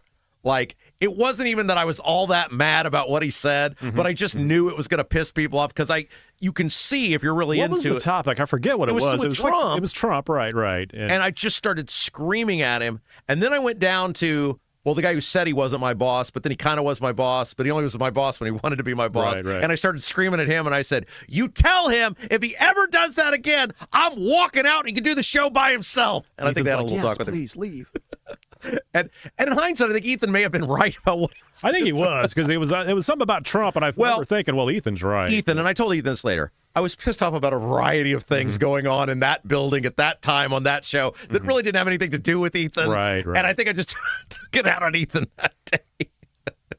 But now we let Ethan come and help build our studio. The lone thing I have to look forward to is being number one every month, and he's going to take all the listeners away. And then I'm still stuck doing the thing I don't want to do. And he's there and you're not. Steve Green with an E. I know you're there, Rakita. Smash that like button. You see Todd Rakita. I love this show. Rokita. Can I sponsor a full hour of the Rob Kendall Show? So here's the thing I actually admire about Rokita. Mm-hmm. He's such an ass. Mm-hmm. He would spite, even like if he knew my support would help him, he would spite it because he just hates me that much. Yeah. And he's the one guy who's not phony up. He would actually do that. He seems to be the most competent of the inept. Yeah, so this is a true story. When he was running for re-election, at least Micah, now it's Micah, so who knows, right? Like, who knows whether this actually happened now that we know how much of what comes out of his mouth isn't true. But Rokita was running against Wells, right? And she's totally unacceptable. And I said on the air at the time, I said, look, I can't stand Rokita, but Wells is just beyond the pale ridiculous, right? So I probably got to, vote for Rokita, and I forget exactly how this went down, but Micah was on a bus with him. They went on some tour, and Micah said, he goes, yeah, I pitched the idea of you supporting him, and Rokita just looked at him and goes, I don't want his support. I said, that's awesome. Apparently he didn't need it, did he? He didn't need it, right? He knew, a cardboard box could have beat Destiny Wells in the state. But anyway, go ahead. Now, I admire that. About putting a news segment, a local news segment in the Rob Kendall Show, we asked, would that be of interest? Courtney Hill, we like your commentary, not the news. Okay. Jack the Libertarian, I would like for you to give me sports bets so I can win lots of money. Okay, here's the thing about the sports bets, and we were honest about this on the sports betting show. I am good at golf because I watch it all the time. Anything else, though, you're taking your life into your own hands. Josh Richardson, no, please, no. Brad Sowinski, Major League Baseball scores would be nice. What year is this? In 1985? Jake, I would like the news. Charles Ludi, I never regarded Trump as a personal savior, but more or less the lesser evil. That's where we are today. Courtney Hill. We love Jason and his smooth voice. Oh, jeez. But no news. Oh, but no news. Mad Duck. I don't get my news from the lying, lame stream media, so go for it. If we don't like it, we'll whine. Hey, I like the way Mad Duck is just up front about it all. Jan Hatch. And it is Jan, not Jan. She clarified. I saw a picture of Jan. Oh. Her lovely husband and what have you. So right. Jan is not a 500-pound Norwegian man. Okay, very not good. Named Jan. Very good. All right. If it means more Jason time, yes. Courtney Hill, we get meaningful news via Rob's commentary. Jan17U3R. That could be our 300-pound Norwegian Jan. Maybe not. No need for the news. We get news from Rob. Shrog Sandwich, I'd be down. Okay, so there we go. Oh, and make sure before, because we are closing in, the interviews. Should Rob do interviews? Starting with Deep Thoughts. Yes, the interviews are great. Okay. Bowden JM, appreciate the interviews. Nikki Kelly. Brad Sawinski, like the interviews. The Old Man 68, I like them and find them very insightful for the most part. Steve Green with an E. Nikki Kelly rules. Jan Hatch, the interviews were good. I love the guy who worked for Todd. Think it was Todd. Yeah, H.A. Feeney Ruiz. Mad Duck, interviews are good. I'd like to see more Whitmer and maybe interviews with Chris Bilbrey. Josh Richardson, interviews are nice to have. Nobody's dogging the interviews. All right. Teaching us how government works. Yeah, everybody. All right. Steve Green waiting on the Brad Newman interview. So Tammy Franklin, a new one. Yes, I like the interviews. You know what he's referencing there? No, I have no idea what that was. I went to high school with the guy. I grew up around. He's the John Holmes of Brownsburg. He is now his name is not actually Brad Newman, but that is his stage name. I grew up around the corner from him. That's a terrible name for a porn star. Why would you? Brad Newman. And yes, he is now if you're so inclined to, it's your life, it's your computer device, whatever. If you'd like to look that up, his name is Brad Newman on stage, and he is one of the most prominent male adult film stars in the business now. And I grew up right around the corner from me. That dude, this is a true story about this, and I know we got to go, but this guy, he was always very, very good looking. And he lived on a very busy street. He lived right around the corner from me. And in high school, he was very good looking. Mm-hmm. And then after high school, he used to just sit. He had one of these garages where there's like two doors. I don't think in porn looks really matter. I don't know. Anyway, go ahead. He had one of these garages where there's two doors. There's like one on this side and one on this side. And he would sit on the side that faced the busy street and would just take his shirt off. And he would just sit on a lawn chair while all the people drove by during the busy times of the day. And you'd go up, you'd see him, you'd be walking or running, whatever, you go by him. And he'd just be sitting there with a smile on his face, knowing, mm-hmm. I've been given winning life's genetic lottery, and now he's putting it to work. Yeah. Can't blame him for that. Everybody's got to get paid. Yep, that's where I went to high school. Know where your strong skill set every time is. I still walk past the house he grew up in all the time. It's still right around the corner from me. Laugh every single time I go past it. All right. Hey, by the way, real quick, I'm playing. If you want to come out and check it out, this. I had to look at my note. Friday. No, what the hell? Today's Friday. So it'd be Sunday, 4 to 7 o'clock. Chili Water Brewing in Greenwood, Olive Branch Road, 135. I'll be there from 4 until 7 o'clock, playing all the hits on the guitar. Come on out. It'd be awesome. If I could get 4 Robbleheads out there, just Perfect. one table, 4 people to come out, and that would be awesome. Here's the deal I'll make with everybody. If you go... And I know they give you little breaks, right, or whatever. Yeah. I'll do a meet and greet during the breaks. If you no go, charge. I don't charge for if meet you and greet. go, I will. If Jace, you bring your phone, right? I'll FaceTime with the group when you guys go. That way you get to see me. I'll be a little busy. No, I said you get a break, right? When you're there with the group, like saying hi to everybody. Hey, patch Rob in. We'll FaceTime with everyone. Here's a thought. You could come. I would. But it's the PGA Championship. Oh, yeah. It's the PGA. Yeah. I'm woefully busy, but I would totally be there if it weren't a major golf weekend. They got TVs in the bar, I bet you. I'll bring a little portable TV. My old man made it very clear to be this is the thing we do 4 times out of the year. Well, that's that you couldn't get the babysitter because the old man's watching. Yeah, so I'd be very... I can't blame him. Very Golf versus babysitting the kid. Yeah, but I will gladly FaceTime with anybody who shows up if Jason gets his phone out and we can all say hi to everyone.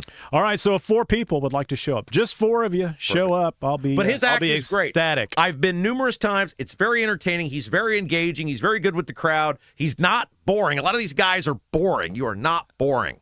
Well, the third set starts getting a little slow. It's great. You know, Get there. It's a lot of Go. songs acoustically. You will like it. You will like what he does. Come on out, check it out, and you can find me on Facebook, Producer Jason. Look it up, check it out. Love to see you over there. All right, Rob, I'll see you Monday. Well, I'll see you probably in a couple of minutes, but I'll see you all Monday. Brought to you by Black Sheep Plumbing. Brought to you by Black Sheep Plumbing. Yes. Thank you guys for another phenomenal week. You guys have been so amazing. This show grows every single week, and it's because of you guys. You are the best audience in all the land. If you haven't done so yet, before you wrap up your time with us this week, hit that like button. That really helps us out. Just a little thing before you go. Share the feed today, tomorrow, over the weekend. Let people know. Here's where we're at. Here's what we're doing. When we grow, you grow. Your voice grows. So you're not just doing it for us. You're doing it for yourself. And last but not least, check out robkendallshow.com. Support button up there. And the link to the live show where you can get your tickets. You guys have an awesome weekend. We'll see you back here Monday. For Jason, I'm Rob. You've been watching Rob Kendall Show.